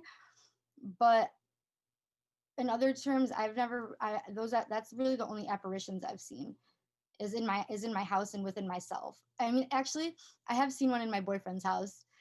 Now that I think about it, uh, but that's just like it's a figure, and that's all I see is like just a figure most of the time, or it's illuminated. Mhm. And so, again, just for people to be able to understand, when you're seeing even the apparitions, is it like, are they like kind of like smoky? Are they semi-transparent? Is it like they're Yeah, there but they're not there? How would you explain it best as yeah, it's like they're there but they're not there. So it's like almost like, you know how your mind plays tricks on you. It's like you think you're seeing it but you're not seeing it. You know what I mean? It's like your eyes Mhm. might be playing a trick but they're not. And then sometimes it's usually like the ones that I've seen that are illuminated, those are when I'm like almost asleep or in a dream state. So like when my great grandma when I saw my great grandma and my great aunt, they were illuminated because we moved my great aunt's furniture into my house, and I saw them by my bedside and they were illuminated. But then I've seen other spirits that are more of just more just like figures. Yeah, that's incredibly fascinating, and again, just that's something that nobody will be able to tell you that you didn't see that. Like that's a direct experience that is unique to you. So that's Yeah. fascinating. So, Abby, is there anything else you want to share at the moment? I'm sure we'll have some more stuff to talk about. No, that's all I've got right now. That's all for now. I mean, again, there's always going to be more to be able to go on about, and again, I appreciate your again the wisdom as a result of your experience on this. So, Abby, thank you for sharing again. So Yeah, thanks guys. awesome. All right, with that said, we're going to pass it over to Amanda, who we haven't heard from just yet. And again, from here, just really appreciating everybody being a part of this conversation, because it's interesting. Because like with this discussion, this topic can be very polarizing within culture. You will have some people that will like they will just there's nothing you can do to convince them that ghosts are real, quote unquote. They'll just be like, nope, I'm sorry. If you're seeing ghosts, that probably means that you need to check your carbon monoxide detector. You're just hallucinating, which is honestly straight up a thing. Like there are cases where people are like having sensations and stuff like that, and then it actually turns out to be a carbon monoxide issue. So a little PSA here, everybody here, make sure you get a carbon monoxide detector on the side note and everything. But it's interesting because again, there's literally people that are just like, they're like, nope, like it can always be scientifically disproven, etc. It's just our imagination. But again, for those of us who are tuned into this podcast, we know this reality is weird. We know there are things that have already happened. Between just us, even here, there is enough experience to be able to say, yes, there is something. And again, at this point, very much like kind of like a Mulder, Scully, X-Files kind of style, we're here to investigate. We're here to be curious. We're not here to say like, here's the great answer. We're literally here just to be able to help document this collective shift in consciousness, because I think this is something that we can either just continue to ignore and push away, and then children are going to grow up having these experiences without any context, or we can start talking about it and bring people into a safe and sacred spaces community where they can literally openly say, hey, look, this was my experience. And then other people can be like, whoa, oh my goodness, I've actually had something similar. And then there's actually like a cathartic healing process on this, of being able to, again, just be able to open up to the idea that, yes, this is a very, very real thing. And it is still quite mysterious. And that's exactly why we're here, to be able to talk about it. So thank you again, everyone. That's it. We're going to pass it over to Amanda. So Amanda, welcome back. Please feel free to introduce yourself and share a little bit about your perspectives on the spiritual wisdom of ghosts and hauntings. Hi guys, so my name's Amanda, and I do apologize if my voice goes out. I've been dealing with pneumonia over the last couple of days. This is my daughter. So I just wanted to touch a little bit on the looping effect that's been mentioned a few times, and the different types of entities that you can come across. So with the looping, that kind of haunting isn't an actual spirit per se. So there's a lot of different materials that will absorb big things that happen, and they absorb them and replay them like memories. So there isn't actually anything there. It's basically just a recording of something that had happened, and it just replays that recording over and over and over again, but there's nothing actually there. With the different entities, I've been dealing with different types of spirits since I was born. I used to have these kids that I played with that apparently only I could see when I was 2 and 3. And I've had different dark entities that took a shining to me after I did a seance, and was possessed by one of them, which was super fun. But mostly it's just been people that have passed and have something that they haven't finished just yet. Yes, that's my rock collection, baby. So most of the time it's just someone that needs help passing along, and they need someone to listen to them and hear them and help them with whatever it is that they need help with. Those are what I come across most of the time. Currently in my house, there is a very nice old lady who's very protective of us and really likes our family, and is very happy that we moved in. And she's been kind of taking care of us and making sure that nothing negative comes in. I have lived in different places where the spirits that were staying there weren't quite as nice. I did have a period of time where I didn't accept them quite so well. One house that I was living in, there was shadow man that liked to sit in the corner of my room and just stare at me, and he freaked me out a lot. But other than him, I think he's been the worst one. Most of them have been pretty gentle for the most part. The possession was very uncomfortable, but for the most part, it's just been people needing help. But yeah, that's basically what I wanted to say. I'm gonna keep it somewhat short so I don't start losing my voice. But yeah, that's just what I wanted to discuss. That there's different levels of spirits out there. That's incredibly interesting to hear you share, Amanda. And honestly, I feel like there's like 100 other questions that I have just listening to you talk about that, but I won't. Again, you let us know what you're comfortable with sharing, be it both your voice and just, again, your personal experience. But again, I'm sure there were people here in the audience who they're just sitting there, they're listening, they're twiddling their thumbs, and then they're just like, did she just say possession? Like, what was that about? Like, what's this tall man in the corner? What's that about?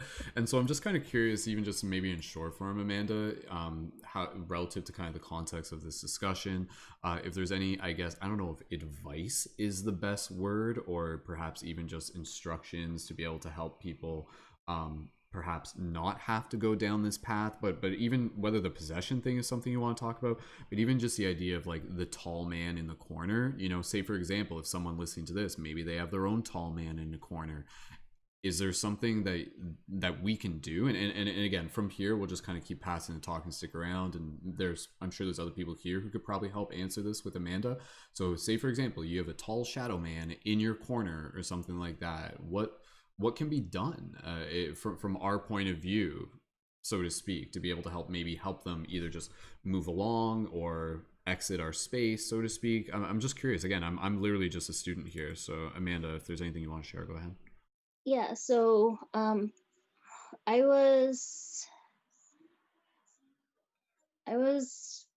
pretty much between the ages of 11 and 13. It was just before my grandma died, and she died when I was 12. So he started coming to visit me probably around 11.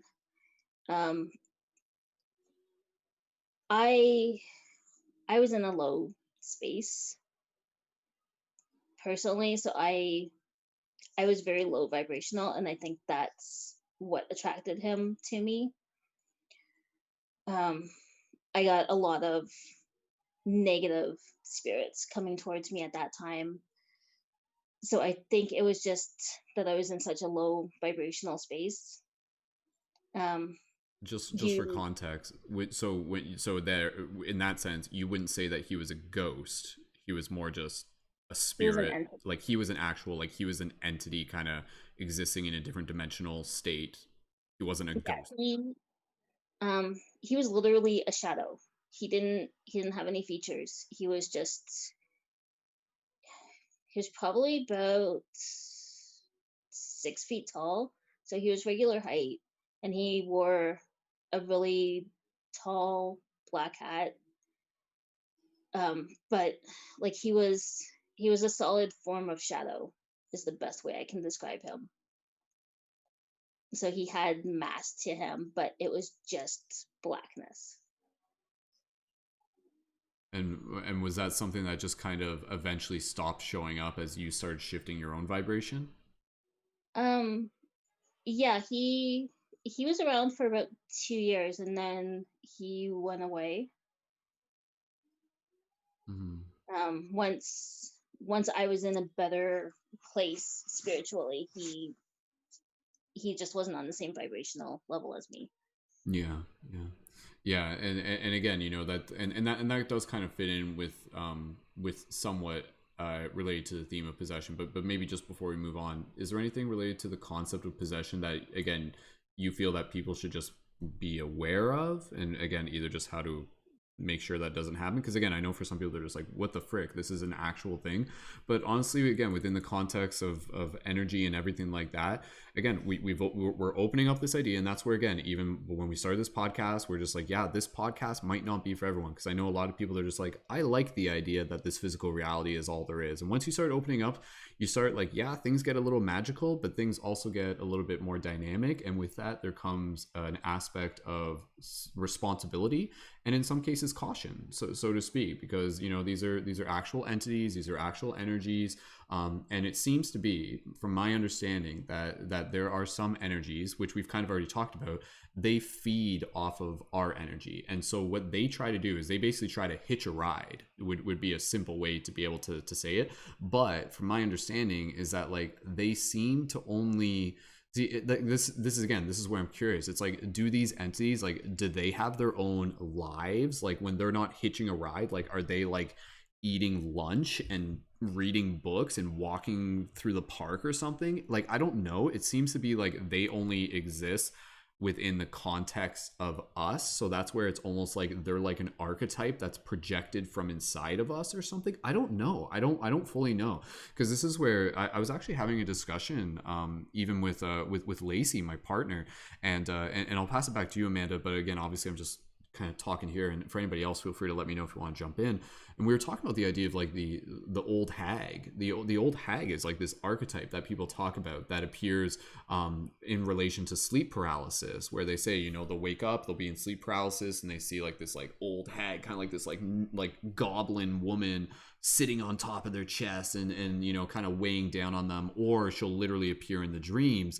And we were talking about this with Lacey, and I was just like, I'm like, yeah, like, do you think this old hag literally exists somewhere? Like, does she have a house somewhere or something? And we were just kind of like, no, it seems to be as if she only exists within the context of us. Which kind of leads to this idea that it's almost as if like it's like maybe it's like a cosmic archetype that's like projected out of us. But again, even when we were talking, when I was talking with Lacey, even here from this higher perspective, if we're just kind of looking at this, we're just like, yo, this is pretty freaky. But if we take some of the concepts that we've been talking about earlier in other discussions, we have to take things back to this idea that everything is happening for you. And when you look at it from that way, you start talking about nightmares, you start talking about meeting these entities, and these experiences are ways for you to both become educated and also to be able to claim your own power.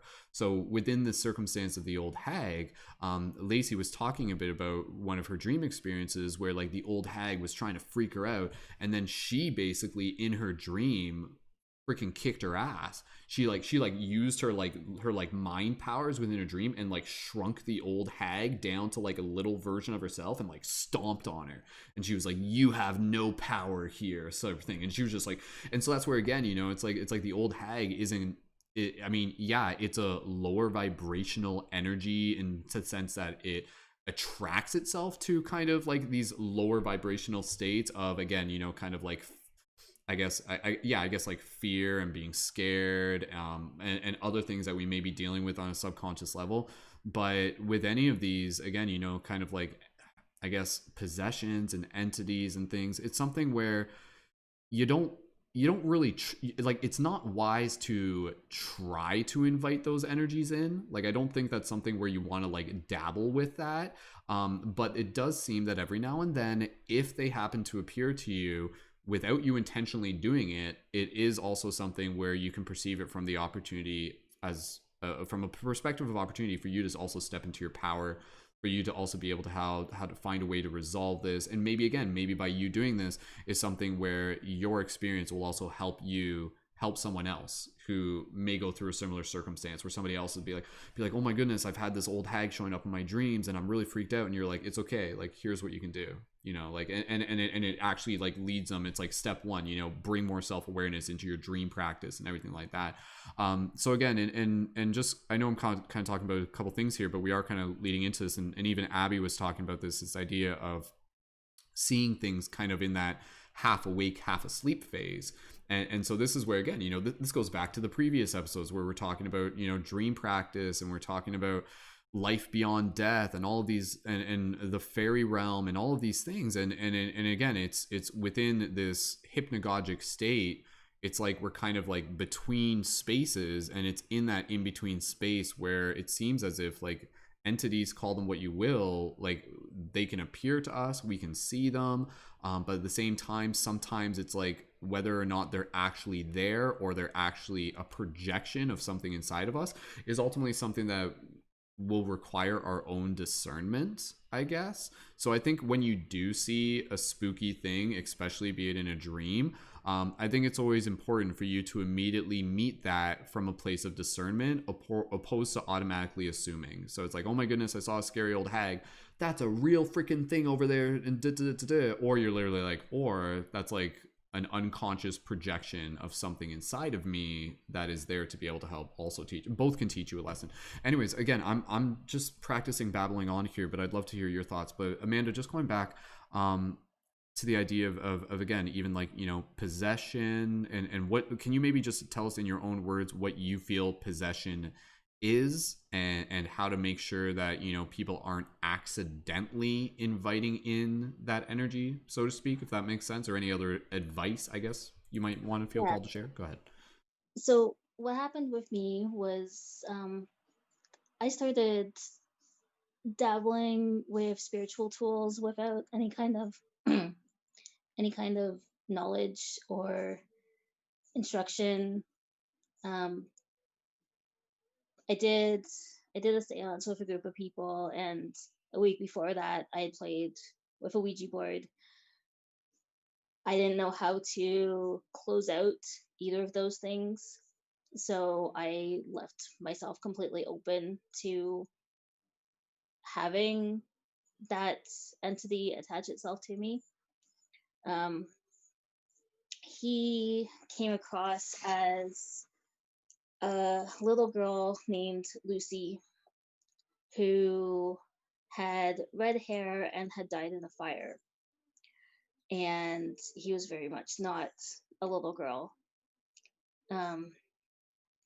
So he very much attached himself to me, and I had no idea how to rid myself of him. I had to go to a lot of different places and a lot of different people to find out how to get rid of him, and it took a lot of cleansing and learning how to ground myself and how to actually close things out and not play with things that I don't understand.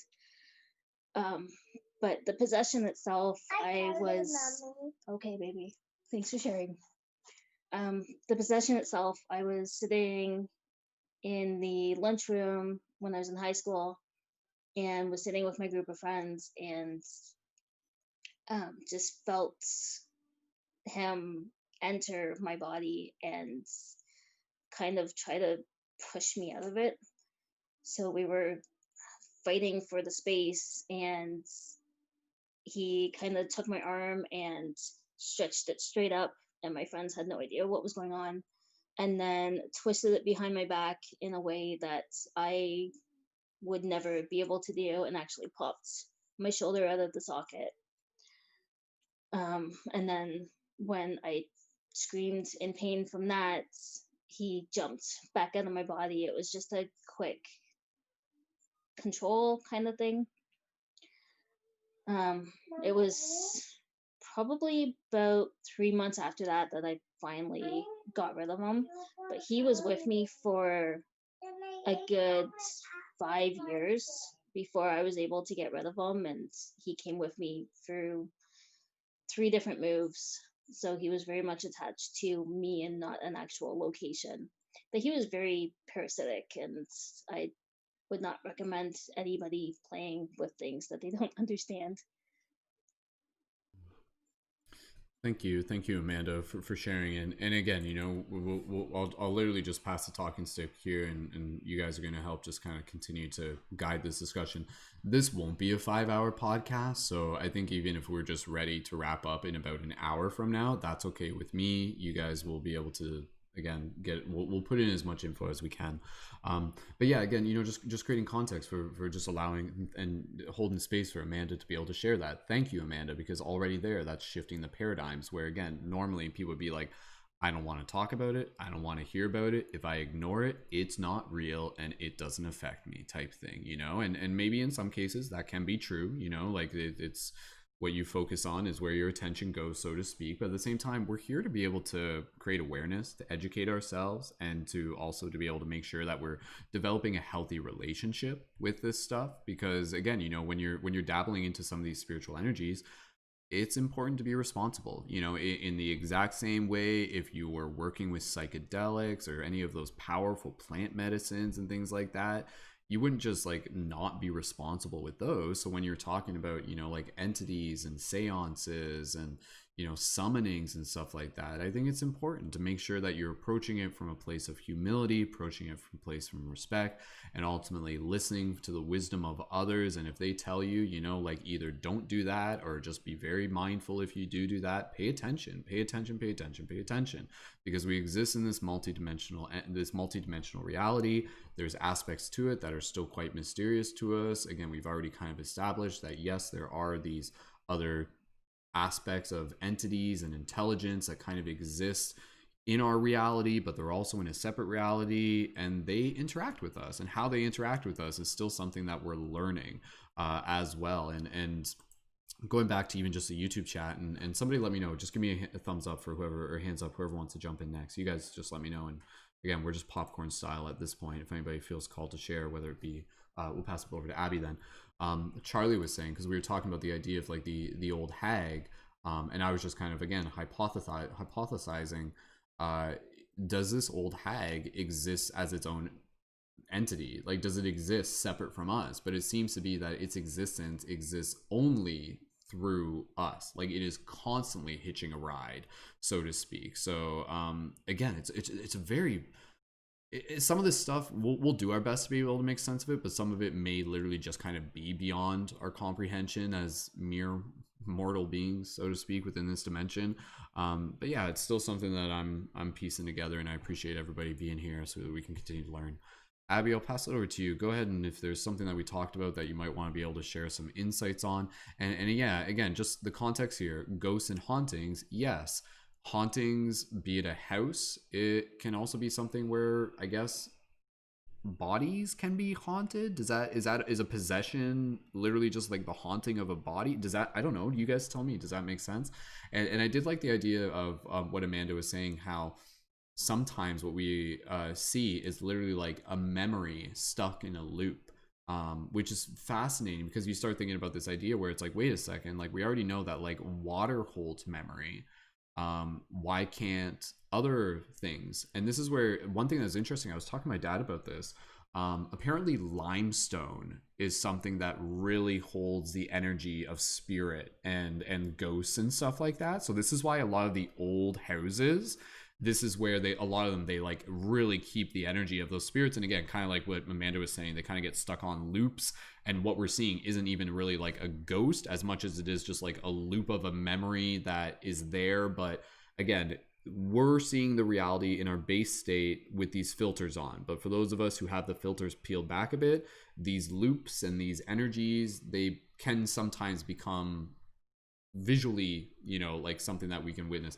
Amanda, sorry, I saw your head nodding along with the limestone. That's obviously, do you want, before I pass to Abbey, Amanda, any just on the limestone, is that, you've obviously have some insight on that real quick? Yeah, limestone's one of the big ones. There's certain types of wood as well that hold that type of memory, but limestone is the biggest one that holds that energy. Any idea why? It's just the properties of it? Yeah, I don't really know science, what it is about limestone in particular, and it's not even all wood. Like there's certain types of wood that don't hold anything at all, but there's certain types of wood that do hold it. Like cedar holds memory really, really well. Interesting, fascinating, wonderful. All right, okay, with that said, Abbey, thumbs up. We'll pass it over to you. Okay, passing it over to you, Abbey, go right ahead. I just wanted to say about knowing your own inner light helps. I feel like if you see shadow people, sometimes it helps when you say, you know, you can't be here, because they are just trying to get your negative energy. With what I have experienced, if I feel negative energies around me, all I have to do is ask them not to be around me anymore. Sometimes I even say you can be transmuted and then into the earth, and like I don't have an issue with that kind of shadow again. So there's that. And then I also wanted to say I feel like hauntings, good or bad, have a purpose. So when you raise your energy, when you raise your vibration, those hauntings can help. Those are the ones that help you. But then when your vibrations are low, that's what like leads to the possession. So you don't want that to get fed into that. And don't, like Amanda said, don't play with what you don't know. Yeah, don't play with what you don't know. Simple as that. You don't. If it doesn't feel right, don't do it. And don't, yeah, trust your intuition and know your own, know that you are light and that nothing can hurt you physically. Like, I mean, I don't really know. I can't really say that. I don't know what happens in a possession, what it really does, if you feel it that much. But like, if you feel it afterwards, I would like to know that. Never really talked to anyone who's had one, so that would be nice to know. But yeah, that's it, I guess. And knowing your own light and keeping yourself safe. Mm-hmm. Absolutely. Awesome. Thank you, Abby. And again, yeah, I with all of this stuff, yeah, it can be spooky, but again, I think with anything we talk about this, the idea that there's always a choice in terms of the perspective you can see it from, where some of the stuff, it may be spooky, but it can still be seen from the perspective of empowerment. If it's just like, oh, well, this is educating me, this is teaching me, again, as Abby said, to be able to figure out how to focus on anchoring in my own light a little bit more. Super fascinating. And again, we're using the word hauntings with this very culturally applied negative connotation, but again, I think in a lot of cases it's essentially neutral at its core. And so it leads me again to also kind of like get curious about the idea of, are there such things as positive hauntings? And you start thinking about the idea of, like where there might have been places. So that's the thing though, because I'm just trying to piece this together, because again, usually we're talking about ghosts are usually sticking around because there was like something where in the process of them passing there was trauma and there was something associated with that. So if there wasn't trauma, but maybe again, it's like I feel like so that's the thing, like if there's still like the presence of spirit at a place, would that be called a haunting? Not necessarily. I don't think, like I'm just thinking, like at a sacred site and you go there and you can like feel the presence of your ancestors, like that's not something you would call a haunting, but there's definitely something there. Abby, do you want to jump back in on that? Yes, my town before it was Romeo, it was Native American Chippewa Indians winter grounds, and they shared the town with the new people with the European settlers that came. So there wasn't ever any like bad blood. And then as the town progressed, they worked to get civil rights and end slavery. They moved people through the Underground Railroads. And then what else happened? There was just a lot of like people working for civil rights and community. So that's what leads me to believe there is positive hauntings, because what led to my spiritual awakening was going into my town and going and talking to my community again. So I feel like it was calling me to start doing that again, and that's pretty positive. That's fascinating. That's really, really interesting. Yeah. Again, like the idea that spirit entities or whatever, like they still have a part to play, like as if like their karma, their dharma, like doesn't end beyond the physical body or something like that. It's like I've thought about this in this idea where, again, for all of us who have had parents or grandparents or friends who have passed on, we experience these things where it's like their dharma leads them to this place where, yes, they're not in the physical body, but they still are a part of our story, and they're still assisting and they're still influencing in some form or another. So it's like, literally, where if you imagine this from the perspective of a grandparent, where it'd be like, okay, yep, I'm gonna raise some children, I'm gonna be an awesome grandparent, and then I'm gonna leave my physical body, but then I'm still gonna help my grandchildren and my immediate children in some form or another. As if, again, it's kind of hard for us to understand, because it's like, did they do they perceive time in a linear way? Like, do they? It doesn't seem that you wouldn't think that literally, like, you know, like a ghost is sitting there and it's like looking at its ghost watch as if it's like bored or something. It seems that, again, these spirits, they don't really exist in time quite in the same way. They're literally they're basically in the astral. They're kind of like here and in the astral. It's kind of like yes, there's super dense physical reality, but then it's like a spectrum of kind of like different densities, and once you really get up there, that's like pure dream space astral realm. But then there seems to be multiple versions of dimension, and that's where kind of like different spirit and, again, ghosts kind of linger within, or maybe they sometimes enter into that space.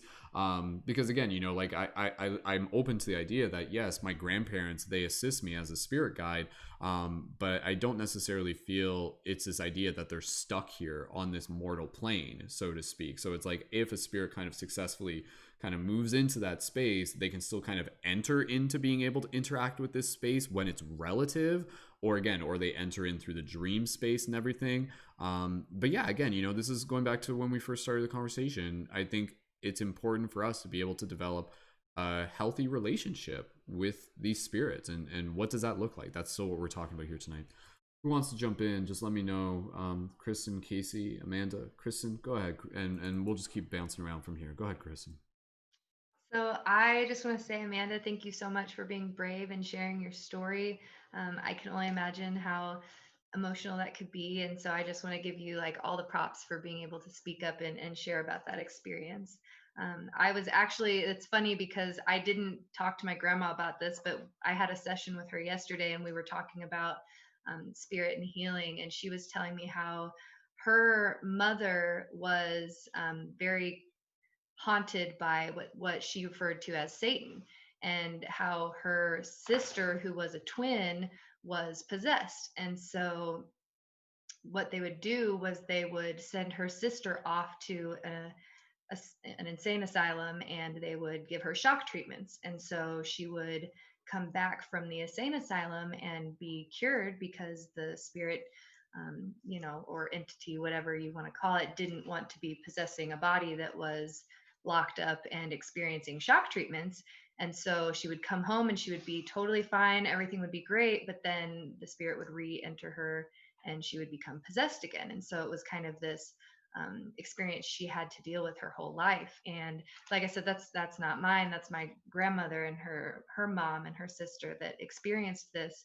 But I just think it's a really cool synchronicity that conversation just happened last night, and then here we are talking about this today. So, but from what knowledge I have gained on it, it's those negative energies feed on fear. They grow from fear. They are created by fear.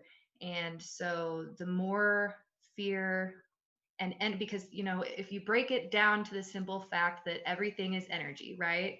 We're all vibrating atoms bouncing off of whatever, creating an energetic, you know, field. So if you're putting energetic thoughts out that exist with these negative entities, they're going to grow. And so I think if you're in a place where you're really, which you know exists, but at the same time, like my grandma's mom, she wasn't necessarily feeding into this idea, but she also was scared whenever she would come home that this entity would re-enter her body. And so nevertheless, it always ended up happening. And so but she would talk about how she had a relationship with it, and how it would tell her when she couldn't go places, like she wasn't allowed to go into her sister's house because her sister's house was protected by God. And so, you know, whatever that means to you is what it is. But that was kind of the relationship she had with this negative energy. And so, you know, I don't really know how else that's relevant, but it felt relevant to share in the moment. But yeah, I think just trying to keep your vibrations high, your energies positive, and if you are experiencing something negative, to you know, try to verbalize out loud and hold your power and not give into the fear, because the more you feed into the fear, the more powerful they get, and the more like space they're able to hold within your space. And so yeah, that's all I really had to say on that. Yeah, that's super interesting, Kristen. And again, just kind of talking here, like if we were to just kind of say, how do we protect ourselves against possessions and things like that? I think, as bizarre as this may sound in some way or another, I think once you kind of literally understand that this ocean of energy we are in, the concept of possession is actually probably way more normal than we even realize. Like, I think the word possession is kind of what we are using when we see kind of the more extreme cases. But I think the idea of kind of like other entities kind of, again, feeding off our energy and kind of leeching onto us. You can almost imagine them as kind of like space jellyfish. People literally talk about this. This is actually a thing where people talk about like this like weird space jellyfish that literally attaches itself to entities and things like that. But in some way, if you were to look at even the state of the world right now, there's these other theories where you get into this idea that when you keep people in an unhealthy state, we're talking like basically doing whatever things you can do to keep them alive while minimizing the strength of their auric field. Crappy food, crappy entertainment, crappy distractions, even just like distracting them with entertainment, sexual gratification, all of these things to dispel their power.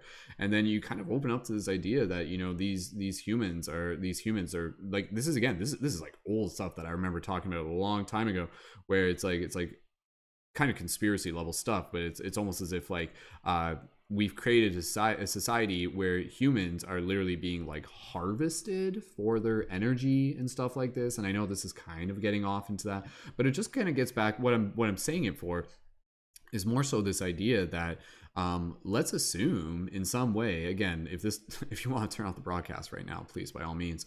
But again, it's kind of like this idea that in this ocean of energy that we are in, if we don't have a strong auric field, then there will be kind of like these energetic parasites that will kind of like latch onto us.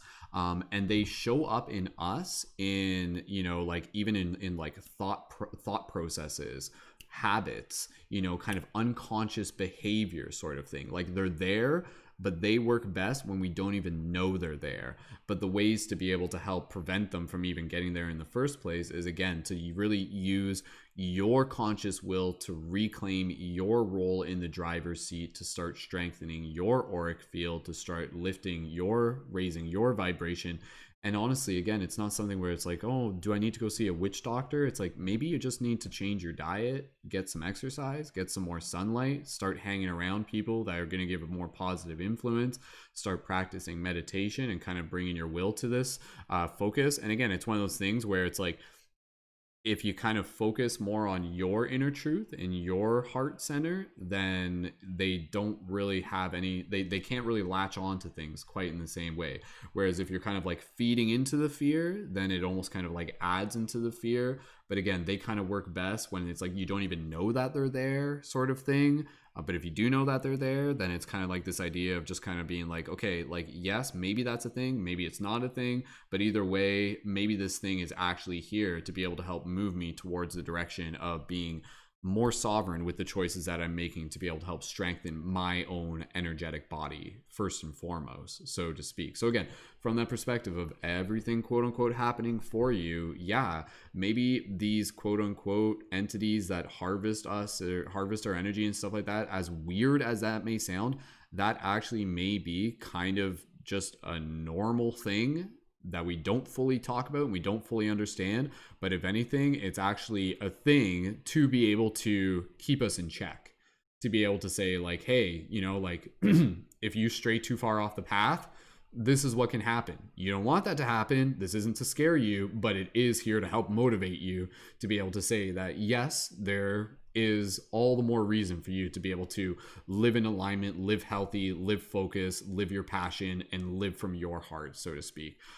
So again, how this relates to kind of like spirits and again, kind of like entities and all that stuff, I think we're able to develop a healthy relationship with an understanding of these spirits when we ourselves are in a healthy relationship with our own energies. And so this is where we get into the idea of, you know, being able to literally strengthen your auric field. And thus, in doing so, these energies, they can't necessarily grab onto you, and they can't leech off of you in the same way, and they can't, quote unquote, haunt you in the same way.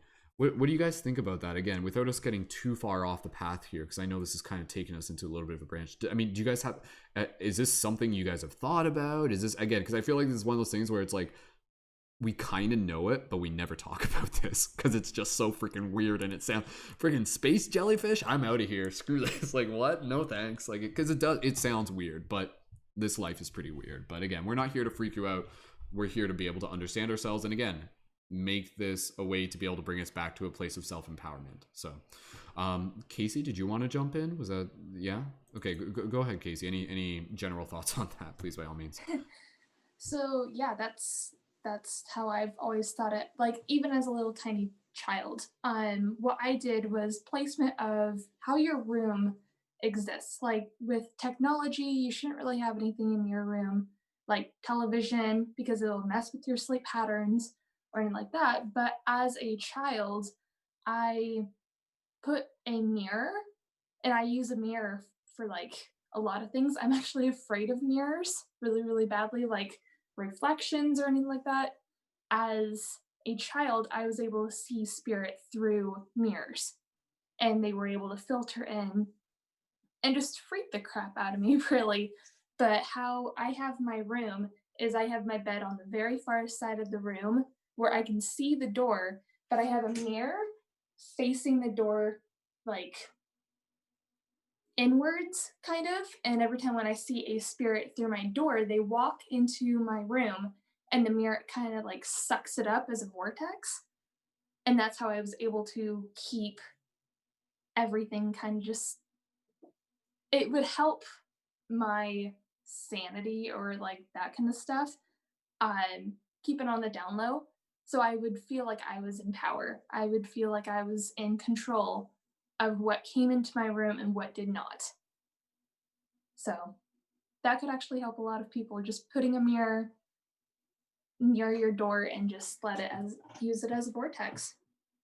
So that's very, very, very interesting perspective, yeah. Kaci. And yeah, again, you know, I think with a lot of cases when we start kind of getting into these ideas, it's like these mirrors, these whatever it is, like they're symbols. And so it's like when we put an intention, when we put a purpose, when we put a story to them, then that story kind of helps like orchestrate the reality. So that's where, again, you know, for those of you who are just like how do I protect myself against spirit and stuff like that, you know, like if it helps for you, you can find an object and you can say, oh, this object reminds me that I'm already protected. This object reminds me of my own inner light, sort of thing. So, I mean, if someone tries to tell you that, you know, like buy this stone to be able to protect you from ghosts and stuff like that, maybe it works, but maybe it's more just the belief that it actually works, and maybe it's not actually that stone, but maybe it's any stone, and maybe eventually you don't even need the stone because you're just like, well, I'm already in that truth, thank you very much, and I can just kind of go back to it within my heart, so to speak.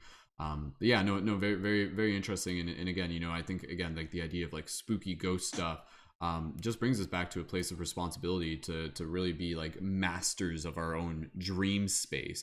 Very much in the same way, if you're going through a nightmare in a dream, yeah, that can be a scary circumstance, but if you look at nightmares, they are powerful teachers. Be able to say, hey, you know what? This nightmare is going to keep showing up until you realize how much power you actually have. And then the nightmare begins to change because it was there to teach you about your power as well. So again, you know, it's okay to be scared about ghosts and everything like that, but it's something that you can kind of begin to meet with a different perspective as much as you choose.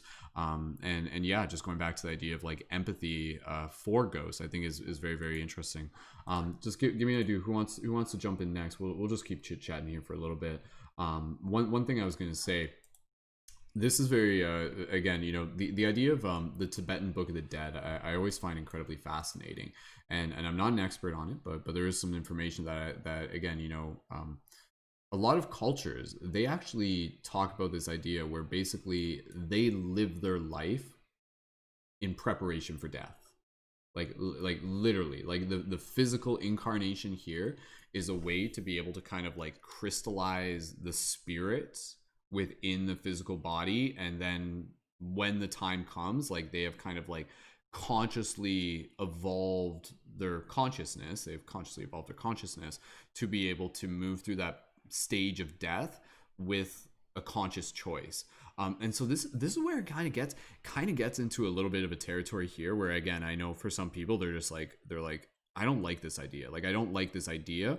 And you'll probably understand why. But basically, it alludes to this idea that when certain people die without a certain level of consciousness, perhaps that determines where they go next. So if you have a certain level of consciousness, maybe you go into that next realm.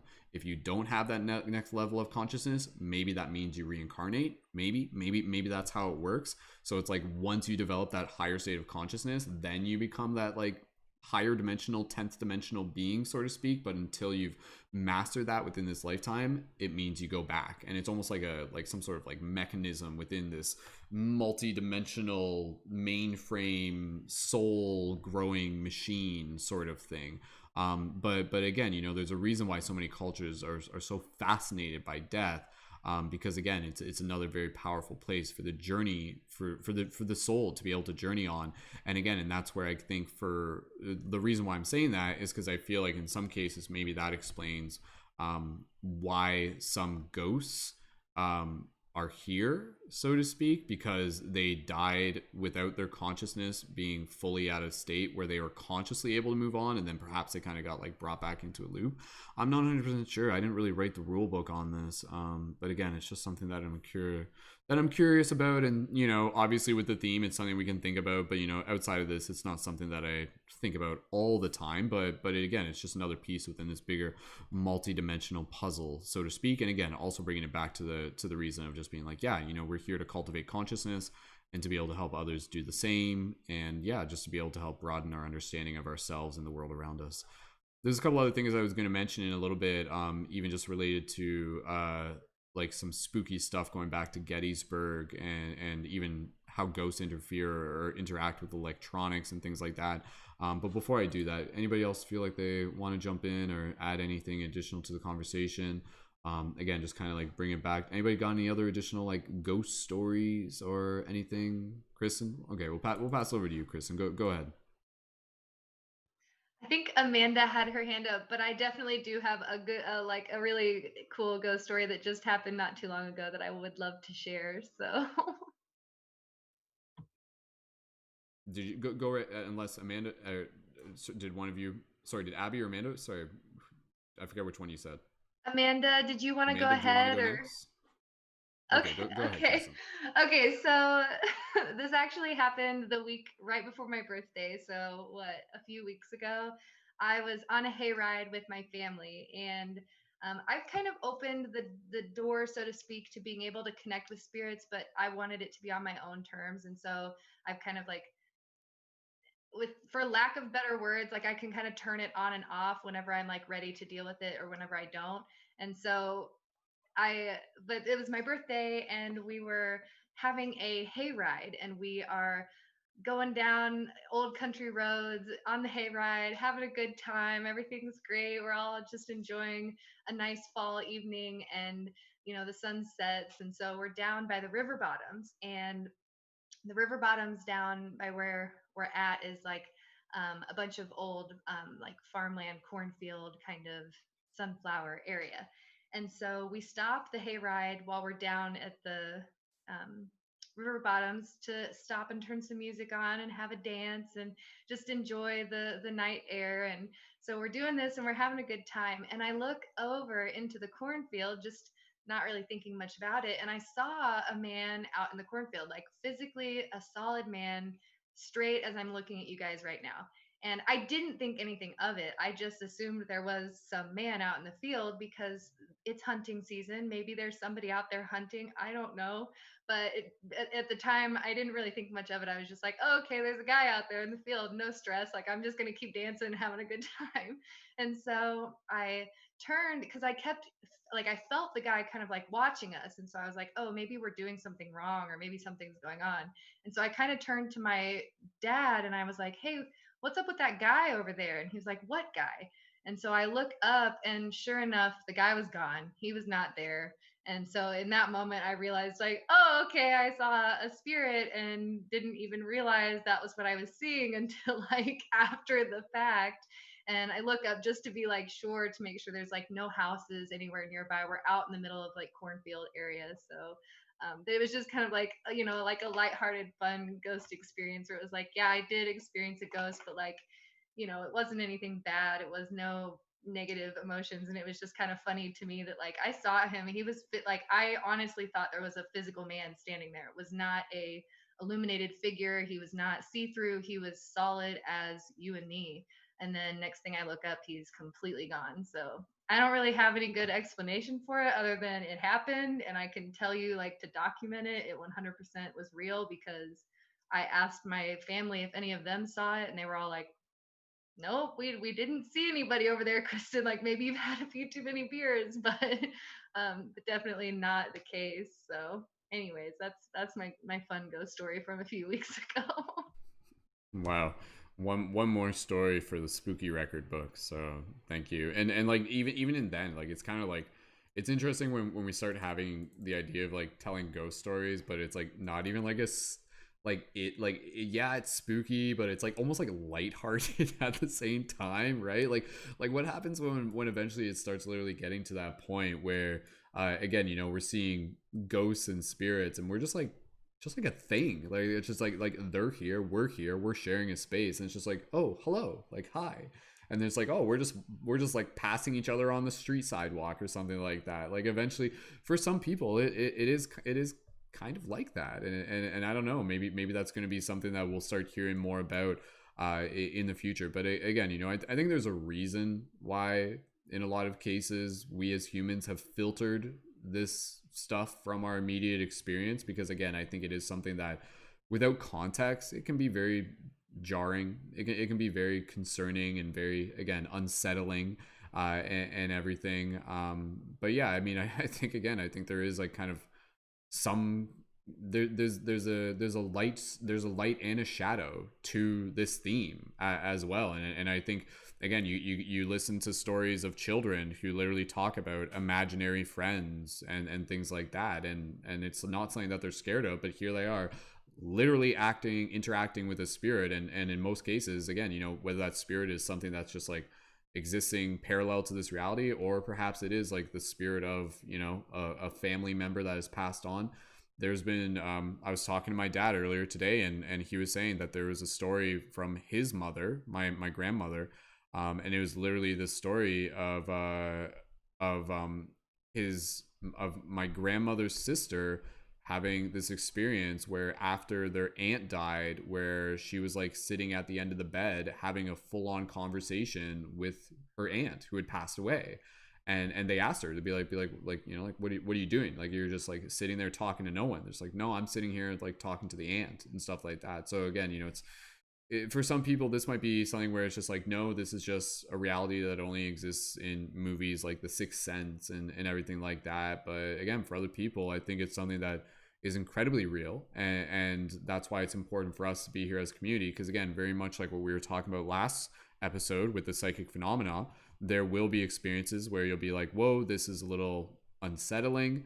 But if those experiences are there for you, there is a way for you to perhaps turn them into a gift. There is a way for perhaps for you to be able to use your experiences as a means to educate others, to serve as an example of what's possible, and again, to be able to help demystify and in some ways to be able to help remove some of the fear that has deeply ingrained itself into us. And not to say there's like some sort of like agenda where it's like, oh, the government's trying to make us scared of ghosts because they don't want us to realize we're actually multidimensional beings to begin with, or something like that. I don't know. I don't necessarily think it is. I think it's more complex than that. But again, it's something that's deeply ingrained into us and into our culture. There's a lot of good movies out there with ghost stories, and obviously, I think The Sixth Sense, as much as that is just a great movie, I think that movie is in some ways also a great depiction of what some people literally experience in a very real way, where they're literally like, it's like, nope, like I can see this this being, like, it's there, and it may be, again, a thing where, can we, within our physical incarnation, perhaps assist them? Is there a way for us to be able to talk about them, to help these spirits pass over and pass on and move on, and to be able to help resolve things? Because that's a common thing that you hear with ghosts, is that they stick around because there's some sort of like unresolved thing that they need to do. And whether or not that's just an idea in a movie, or maybe there is some actual reality to that, it's quite fascinating. Another great movie that I'll just recommend here, and then anybody else, just let me know who wants to go next. I'll pass it over to Amanda then. And I was going to talk about Gettysburg just real quick, and again, we're getting close to wrapping it up here in the next little bit, not too quick. Another great movie that I'll recommend is a movie called The Others with Nicole Kidman. Has anybody here seen that? Raise your hand if you guys have seen that. Yeah, so Kaci and Amanda has seen that. I don't want to spoil it for you. I won't say too much about it, but seriously, if you're looking for like a very interesting perspective on ghosts, go check out that movie. It is a beautiful movie, and yeah, I don't want to say too much about it, but if you're listening to it kind of from the context of what we're talking about here, it's quite fascinating. So again, that's called The Others. The other thing I was just going to mention relative to going back to Gettysburg. So again, this is a quick story that was kind of passed on from my dad, and he experienced this. And you know, even I asked my dad even before this episode. For some of you'll remember hearing him on the past episode we did about the spiritual wisdom of death and dying. And he's worked as a funeral director for a majority of his life. He's retired now, and you know, you think living a life of a funeral director would mean that you would see like a bunch of spooky stuff, and even he was like manager for a cemetery and everything like that. But actually, like, the idea of like having ghost sightings and stuff in a funeral home is actually something that like doesn't really happen, because again, the ghosts are usually connected to the places where they passed away, or where there was, again, some sort of like emotionally charged event that they go back to, sort of thing. But one thing, again, with his experience when he was at Gettysburg, and again, Gettysburg is a place in the United States, Gettysburg, Pennsylvania, I believe. But this is where there was a big battle there in the Civil War. And in one place, there is a very particular place where an aspect of the battle took part, and it was called Devil's Den. And Devil's Den, historically, before the Civil War, was actually a place that I assume, like, the concept of Devil's Den was actually passed on by the natives and everything. And so this place, like, already had some sort of energetic charge to it. And this place was like, it was very rocky, so there was a lot of rocks and stuff. But anyways, long story short, what was interesting is that there were some people, and they were going there to do some filming at Devil's Den. And then apparently, like, they went there, and when they go there, this was like a recurring thing. When you would enter Devil's Den, for whatever reason, like, the electrical equipment, the camera stuff wouldn't work.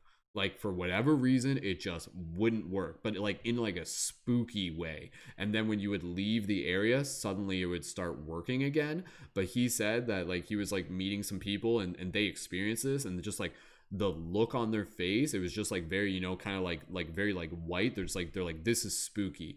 And so even talking to my dad, like, he hasn't seen apparitions, and I haven't seen apparitions either, which is fine, because again, you know, I think everybody's kind of got different senses and stuff. But what he's talked about is even being in Gettysburg, and even going to Devil's Den, is the feeling, like the visceral feeling. And he said, in his own words, he said, it feels like as if you're like putting your finger in an electrical socket. Like, there's literally an electrical sensation. And again, I know even Kaci, we were kind of talking about this earlier, where going into the place with the miners and stuff, where it's like it's like an energy that runs up your spine. So again, it's kind of like this idea that the emotional energy in the space is something that kind of triggers like an electrical signal within us. But at the same time, it's interesting because ghosts in themselves do seem to have the ability to communicate to us through electronics. And this is where we get the idea of, you know, lights flickering on and off, or again, you know, the electronic voice phenomena this is fascinating when you see people who go on paranormal investigations, and they have these different meters and these different devices, and when they actually get the actual audio recording of voices, like, yo, like, what's going on there? Either A, it's completely just fabricated and fake and we're just making it up and it's pareidolia, we're imagining it, or again, it's literally something where through these electronic devices they are literally capable of moving energy or communicating energy in a way where, again, it's like, though our because what are electronic devices doing? They're picking up energy in the field around us, and so if they're influencing the energy in that field around us, then maybe the energy that they're influencing the field around us is influencing the energy that those devices are receiving as well. So I think when you start getting into the EVP, the electronic voice phenomena, there are some people where, like, literally they have conversations with ghosts straight up. They literally use devices, and they'll say to them, they'll say, like, they're like, hello, like, are you there? And then the ghost will, like, you know, like, send, it'll be like a creepy voice. It'll be like something like really weird, right? Like, it sounds distorted, but you can still hear it. And then it's just like what, who are you? Like, what, like, can you tell us a bit? And be like, my name's Jimmy, I burned in the fire. Like something like really, really weird, it's like stuff like that, right? But, like, again, you can either say, A, this is just like completely not anything, or are we literally experiencing this idea where these ghosts and these spirits have ways to communicate with us? And even though in modern day we use, and Abbey, I'll pass it to you in a second, we're using electronic devices, but again, I think if you start looking back to cultures, they had their own ways of communicating with ghosts and with spirit. And maybe that's a version of divination in its own way. Again, you know, when we're working with divination, with oracle, with tarot and stuff, we're still working with spirit. But again, these are different aspects of spirit. But anyways, yeah, the EVP, the voice phenomenon, and one thing, we'll talk about this a little bit later, even the idea of being able to see orbs, and even in some cases, like, physical apparitions in video. That shit spooks me out, man. And seriously, on social media these days, you can go down that tunnel on TikTok and on Instagram. There are literally videos out there that either depict a ghost, or again, it's either just fake or something else. But I think that, again, we're talking about everything is energy. We're talking about devices that can pick up energy. I think we literally are documenting experiences of ghosts, or it's completely fake, one or the other. But anyways, Abbey, let's pass it over to you. I'd love to just be able to talk about, again, evidence, quote unquote evidence of ghosts and stuff like that. Go ahead, Abbey. Okay, so can you mute that for a second? Sorry.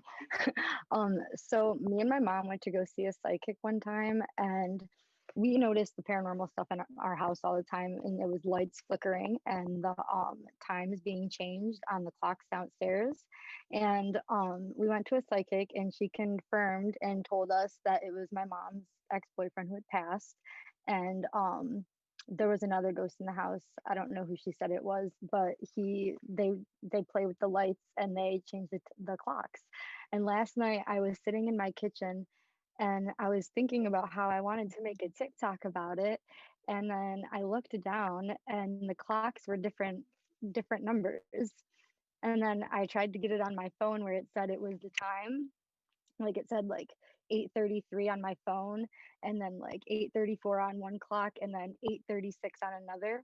So they definitely do communicate through technology. That's like, for me, that was confirmation, because right before that I was having a conversation with my mom about how I keep seeing the number 33, and it keeps coming up for me, that number, and 22 and 77. And then all of a sudden the confirmation came through with the clocks. So I believe that they do communicate through technology. Also, my mom one time was downstairs, and she was by the clocks, and she said that she felt a big whiff of like cold wind go up to her face. And while that was happening, my room is right above the kitchen. So she came upstairs and she was telling me about it. And like right prior to that, my phone was glitching. And she started telling me about some ghost experiences that she was having in the house, where she saw like her ex-boyfriend's face. So she's seen his apparition and stuff.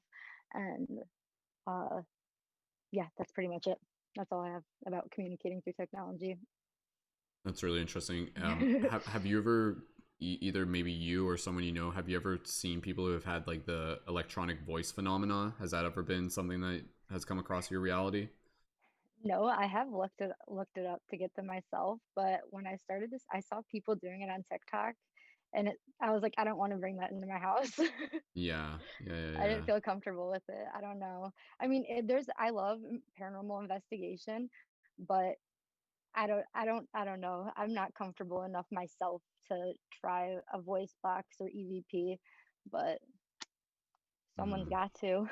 So Yeah, yeah, and again, that's where like oh God, are we at that age within cult, like timeline within culture, where we literally have technology to start interacting with spirit, and literally like people are freaking using it to make TikTok videos, and it just becomes like a game. And seriously, this is where it's like we need to have like a PSA here. It's like, remember, kids, if you're interacting with spirits, don't play it like a game. Like, respect them and stuff like that. Don't do it for clout and stuff like that, you know, because that's like that's bad karma in itself, right? So again, it may seem like a bit of a joke, but I mean, I don't know, man. Like literally, like people, there's the reality ripple filter on TikTok. A lot of people know about this one, and they like use this one to kind of like find ghosts and stuff. I don't know. I don't know. Maybe there's something to that. Maybe it's not. Maybe it's just kind of the way the graphic the effect works or something. But there are some people like straight up, they're just like, yo, this is actually like picking up ghosts and stuff like that. Or I don't know. It's interesting because again, I think what's interesting about it is the idea that even though we don't fully understand it, it's undeniably obvious that we as humans are being pulled towards the curiosity of it. They're like inherently, we're just like, I want there to be something more. Like, prove to me that there's something more. Like they maybe they haven't fully delved into the transcendental metaphysical conversations yet, but maybe ghosts, the concept of ghosts and spirit, is actually their way in to spiritual awakening. Because once they start having those confirmations, those affirmations that yes, there is something else out there, it starts opening their mind up. It starts kind of like, you know, bringing in a bigger understanding of the world. So yeah, I think it's quite fascinating to be able to perceive it from that. And again, you know, the I love the idea that first of all, let me just check in. Anybody else, if you guys just want to jump in, just go ahead and let me know. We're gonna wrap this up in probably about 25 minutes.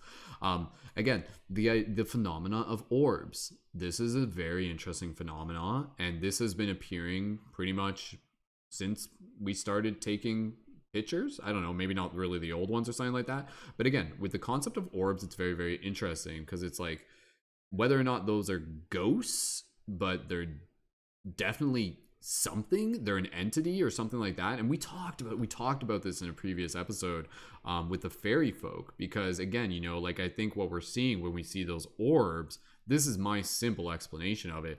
I think what we're seeing with orbs, it's not like the entity itself is an orb, it's more so like the orb itself is a vehicle that various different entities use. So you can literally think of the orb almost as being like the Merkaba, which is this light body vehicle that even relates to the UFO phenomena, where some UFOs are literally like giant Merkabas, but then the Merkaba can like shrink in scale in size. So that's where some Merkabas, which is again like the Star of David in 3D, the star tetrahedron with the triangle up and a triangle down, that in a 3D shape.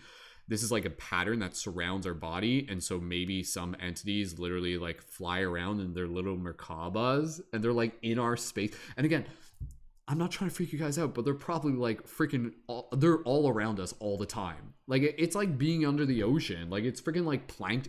We have stuff all around us all the time. This shouldn't freak us out. There's germs everywhere. There's stuff in the air. Why wouldn't there slightly be just more things we can't see, but they're still there type thing? You know, eventually once you start just kind of opening up to that, it's you know, it's a different way of understanding reality when you're ready for it. But yeah, the idea of orbs has always been something that's interested me, because I think there are circumstances where you know, it's curious, does the spirit like try to make itself appear to us? Does it in some way? It's like, oh, they're taking video, like let's try to make ourselves visible or something like that. Is the spirit consciously trying to communicate with us? And this is where again you start getting into the idea of seances, and again divination, and again the Ouija boards and things like that. Can spirit communicate to us? And over the years, there's a bunch of people that would say absolutely yes, they can. And I know I can see Amanda kind of shaking her head on that. Amanda, do you want to maybe share some insight? Like, what are the different ways that ghosts or spirit can communicate with us, even historically or however else you want to put it into context? Amanda, do you want to share something on that if you're able to? Yeah, so with the orbs, that is them trying to appear to you. It takes an extraordinary amount of energy for them to appear in a physical form. So like with Kristen seeing a full bodied entity, that took an insane amount of energy for that spirit to appear just for the few seconds that it did. So the orbs are a lot easier. The more technology that's around you, the more energy that they can sap. So that's why you'll see on the shows that the batteries go dead almost instantly, because they're just draining as much energy as they possibly can to appear. Somebody's a little overtired. Yeah, so they're constantly trying to communicate with us. They get really, really excited when they find someone that can actually hear them and get their message across and help them out. So it's literally them constantly trying to find somebody that will listen and help them with whatever it is that they need help with. It's usually a message that they need to get across or like something that they left somewhere. I had one that her a friend of mine, her mother had passed, and my friend was looking for her necklace, and her mom got very, very, very vocal with me because the necklace was in like this drawer of a dresser that they were about to sell, and she absolutely needed them to know that that's where that necklace was.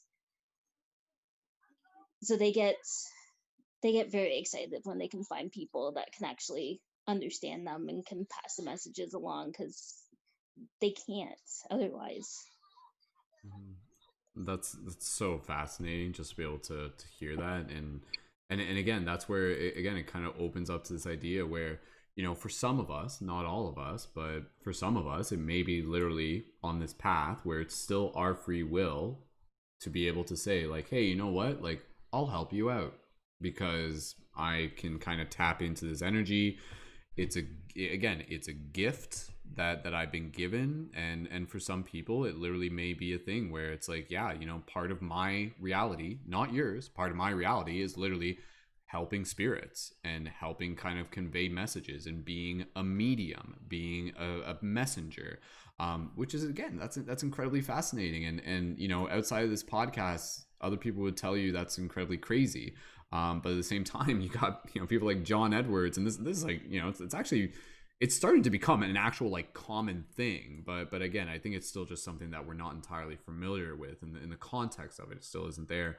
But yeah, that's where Amanda, you kind of answered my own question, because I was just kind of curious. I'm like, yeah, you know, like, what would they be communicating, right? And even I'm just curious where it's like, are there ghosts that don't necessarily feel like there's something that they need to accomplish, but maybe they have a specific message for us, so to speak? But then again, it's like, because even, again, this is where we're kind of getting into this category where, you know, ghosts seem to have something unresolved. Spirit seem to be more kind of there to assist you in some ways. Is that kind of almost a way to be able to think of it? Like a spirit guide is there to kind of assist you, whereas a ghost is kind of like, hey, like, they need some help and we can assist. Does that make sense? Did I literally just kind of figure it out? Ghosts need our help. Spirits are here to help us, yes, so to speak. Kind of? Is it that simple? Does that kind of? Yes, Amanda, go ahead. Yeah. Yes, that's absolutely it.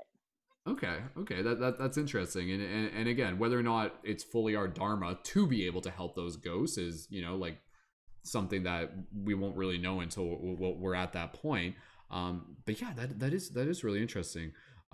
Okay. Before I go any further, Kaci, did you have something that you wanted to jump in? I wasn't sure. Or Kristen, go. Let me know, guys. We're almost wrapped up here, anyways. Kaci, did you want to jump in with something, or and then Kristen, whoever wants to go first? You guys just let me know. Go ahead, Kaci. Then, yeah. Yeah, that happens every single time. I just forget. Yeah, it's really hard to like be able to help them in certain ways. Like I used to work at a grocery store, and sometimes like grandmas and mothers, like spirit or ghosts at the time, would be like, "Help! I can't do anything. You need to send a message to this person, but you're at work." And it's like the most heartbreaking thing to do is kind of be like, "Hey, sorry, this is like the wrong time. I only have like a couple minutes to talk to this person, and I can't talk to you because I'm trying to give them their cash so they can go." Type sort of thing.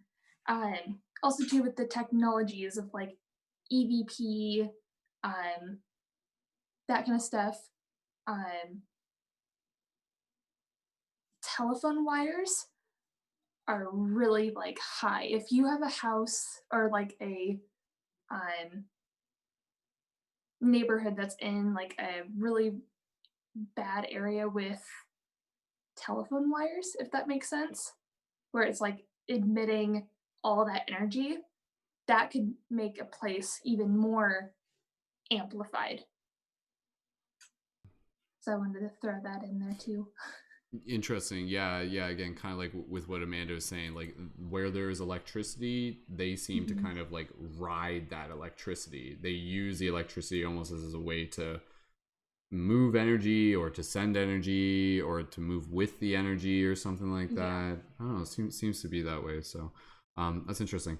Amanda, I'm just kind of curious, going back to the question of like, the different ways that ghosts and spirit can communicate with us. Do you have some more insight on that?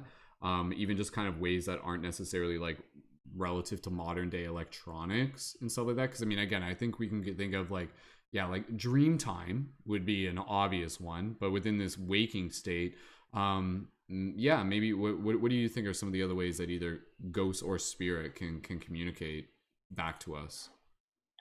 Scent is a big one. You'll suddenly smell something that nobody else can smell, and that's usually just them saying, "Hi, I'm here." You'll hear specific songs that are specific to a connection between you and that spirit. There's always the angel numbers and whatnot, but if they're able to manipulate the energy really well and they can't find anyone to communicate, they will actually go and find the thing that you're looking for and place it in front of you. So they have a lot of different ways that they try to communicate. They always try to find someone that can actually understand what they're trying to get across, because it's extremely frustrating for them when they're trying to tell someone something, and even if they're getting the messages, like the songs and the scent and whatnot, they're not getting what the actual message is. They get so frustrated and so upset. And like, imagine you're standing in front of someone and you're trying to warn them about something, and they literally do not understand the word that you're saying to them. It's horribly frustrating for them. So they try every way that they possibly can to communicate and to get through to us and to either help us or just find a way to send that last little message and find a way to connect that one last time before they move on. That's fascinating. Again, as we're just kind of talking here, I can kind of like feel the paradigm shifting where, again, for each of us here, like what happens when we kind of just open our heart and our mind to that idea where it's just kind of like, okay, if I'm just kind of going about my reality and then a ghost comes across my path and says, I need some help, what will I do? Will I be able to help it? Because I'll be able to identify what is happening. You know, without the context, some people just be like, why are my lights turning on and off? Ah, and then they just run out of the house. But again, you know, after us having this discussion, maybe for people listening to this, not that we're saying like, oh, you know, like this is inviting in this energy and everything like that. But again, it may be something where may not necessarily be something that is like immediately your choice. How you choose to respond to it will be, but it may be something where, yeah, there may be various interactions with spirit. And again, it may just come through dream space. But now, as a result of hearing this discussion, you may see it differently from opposed to just being like, oh, like meet it with fear, and instead meet it with curiosity, meet it from empathy, meet it from a deeper understanding, and be like, oh, like, hello, ghost, hello, spirit, like, how can I help you? Is there something you need me to do? Again, you know, I swear they tried to teach us this in Casper. I was pretty sure that's what that entire movie was about, right? Like, all the Casper was basically just trying to, you know, he's trying to like, he needed help with stuff and everything like that. And anyways, go watch Casper, I guess. But yeah, you know, this stuff of realizing that the ghost phenomena is not something that we can just push away and ignore forever. They are a part of this reality. We are a part of this reality, and there are aspects of this reality where those realities overlap, and they overlap not just to spook us, but to be able to provide, in some ways, an incredibly special, unique, and magical experience in some ways or another. Like, think about the idea that, you know, like we think ghosts and we immediately think spooky Halloween and everything like that. Tell me about all the other positive ghost experiences. That's what I'm interested in. And again, I feel like maybe that's something where maybe other cultures, maybe they've had that a little bit more than us. Maybe we've forgotten that that's even a thing. And here we are just kind of living in fear of the concept. But for those of us who happen to be fortunate enough to be able to listen to this, maybe this will, again, allow us to be able to show up as, again, humble neighbors to these spirits who legitimately can benefit from us being able to help assist them in a way that we are capable of, without it having to be, it may be something unusual, but maybe once we kind of get the context there, maybe it isn't something that necessarily has to be scary. So how you choose to approach it, I think, is going to be up to you. And I think once you tune into discussions like this, I hope in some ways, for those of you who are tuned in, I hope you leave this podcast with a little bit of different perspective. And next time you feel like maybe there's a little bit of a haunting or something, check in with your intuition. If you feel like, oh, you know, like this isn't vibey energy or something like that, you know, set those boundaries, bring in that white light, take care of your own auric field, boost your energy, set that intention, communicate, etc., etc., etc. But again, you know, maybe there are going to be things where once you may get kind of like subtle hints that something's trying to communicate with you, and maybe you can meet it from a different perspective and meet it from a place of, how may I help you? You know, what can I do to assist you in this moment? You know, literally in the same way any other human would do if they were to communicate with you. But again, since it's non-physical, the communication is going to be different. But once we can begin to acknowledge how that communication takes place, maybe we'll be able to understand it. Maybe we'll be able to meet it there in a different way. So I don't know. I really don't know. It's hard for me to say. But again, just with putting the pieces on the table, it's up to how this information resonates with you guys. Again, you know, thank you so much for listening, and just allow yourself to kind of carry it in a way that feels right for you. So let's get close to wrapping this up. Finishing off with any closing notes, even just kind of letting you know, how do you guys feel we did with this discussion? Do you feel like we kind of shifted some paradigm? Kristine, go ahead, and I'll just pass it over to you. And any closing thoughts? Do you think we did a good job of kind of painting a picture here, moving from fear to understanding? Absolutely. I think anytime we get the opportunity to discuss openly about topics that are taboo, so to speak, I think it's always going to bring wisdom and clarity in. And also just being able to get people to a place where they're open to even having these discussions and being willing to connect with the information and kind of clearing the mysticism behind it. So it doesn't have to be this scary thing, but it's more of like the wisdom that comes with just being open to the experience, I think. So yeah, absolutely. Awesome. Thank you, Kristen. And again, you know, like that is again the intention of us having this discussion. Yeah, like the spiritual wisdom is this is a part of our reality, and it's something that I think when we develop more of an understanding to it, it also helps us understand more about ourselves and things like that. And who knows, like guys, when the day comes when like, you know, like when like we're ghosts or we're spirits or something like that, and then maybe some of us are still on the earth plane, I'll like send you guys a message, or I'll blink on your clock and you'll be like, oh hey Brendon, how can I help you? I don't know, does it work that way? Maybe, we'll see. But anyways, let's just get into some closing thoughts. I'm glad that we were able to just kind of again bring in this very insightful energy, and thank you everyone again for sharing their experiences. Closing thoughts from anybody here? Abbey, will pass over to you, and then Kaci and Amanda will pass over to you guys afterwards. Abbey, when you are ready, we'll pass it over to you in 2 seconds, and go right ahead. Abbey, Sorry. I understand. I just wanted to say, if you guys want to communicate, if you feel called to communicate, getting a pendulum is something that I have been using to communicate. And I got a book. I have it right here. Well, it's this one, and it's got a lot of it's got pre-made little pendulum circles already, and it goes over everything, the crystals, that different kind of crystals you can get on the pendulums. And I just feel like that's a good way to communicate if you feel ready. And I feel like we really did shift some paradigms tonight.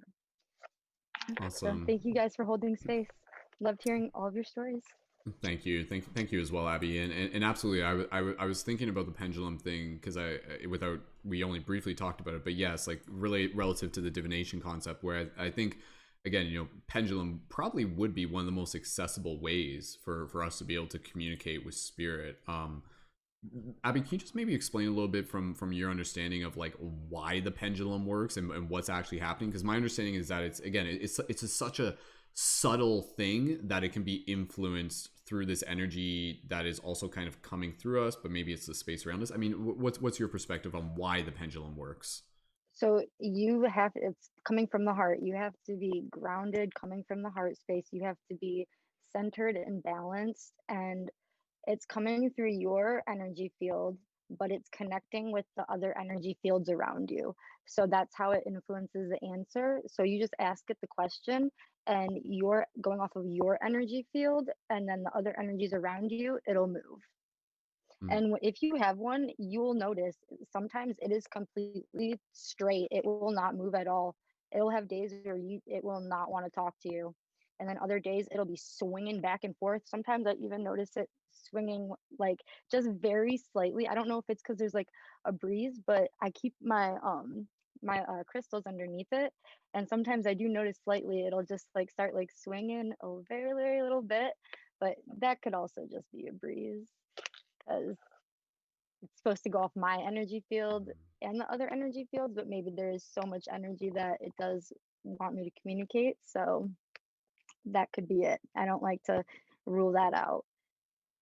So. Yeah, and again, state the obvious, discernment always going to be our best friend in this, because our imagination will kind of be like, oh, it's wiggling, the ghosts are around me and stuff like that. But again, so even with this, you know, when we're talking about connecting with the energy coming through the pendulum, from my understanding, again, you know, this can be a way for us to be able to, like, we're kind of deciding who we're connecting with. You know, it's like we almost kind of put out the call. So it's like, okay, I'm checking in with the wisdom of my heart and also the wisdom of my quote unquote higher self.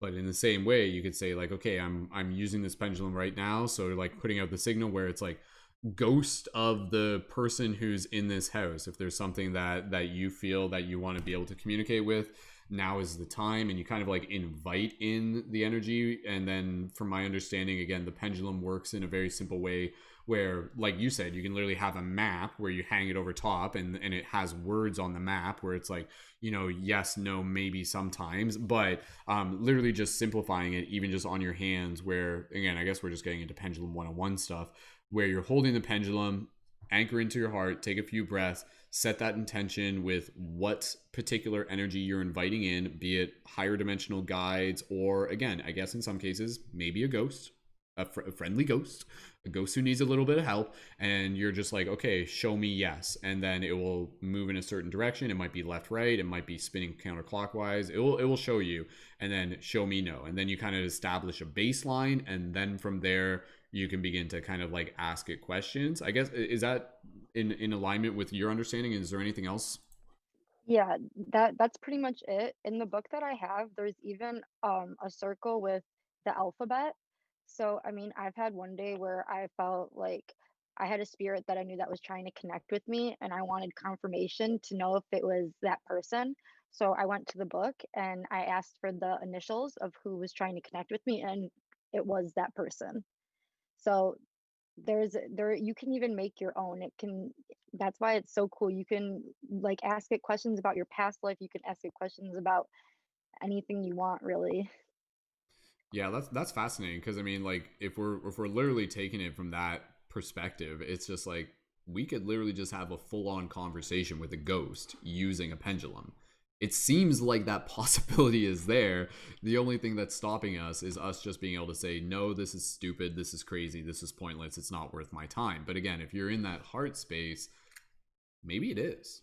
Maybe it is. I don't know. But again, whatever the case, I think just again being able to approach that from a place of respect is very, very important. Don't just do it as like, it's like, freak me out, woo, like it's like in the same way how kids play with Ouija boards and everything like that. It is a sacred, it is a sacred way to be able to communicate with spirit. And again, I think, yes, we see that. We see spirit usually communicates through subtle energy, and that subtle energy also comes through us as well. So we, in the same, it's kind of weird as we get closer wrapping this up. It's like in the same way, you know, like the ghost can communicate through EVP and electronic devices and light switch and all of these electrical devices. It's just like, oh well, we're an electrical device too, so obviously it can communicate through us.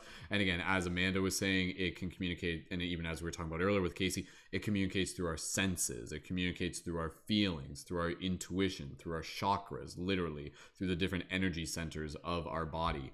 I feel like there's more of a conversation to get in here, and I feel like that's where there's almost, damn, we haven't even gotten in here, but we're gonna get close to wrapping this up, where you get kind of into this idea of people literally doing channeling, you know, doing channeling. And we talk about the idea of doing channeling, and usually it's Bashar from another nebula or some sort of higher dimensional alien or inner earth Pleiadian or something like that. But I mean, hey, it's energy. Energy's here. Energy's there. All these beings are, you know, it's like a freaking cosmic phone book. You could call anyone, I guess. Maybe, I don't know. It kind of works that way.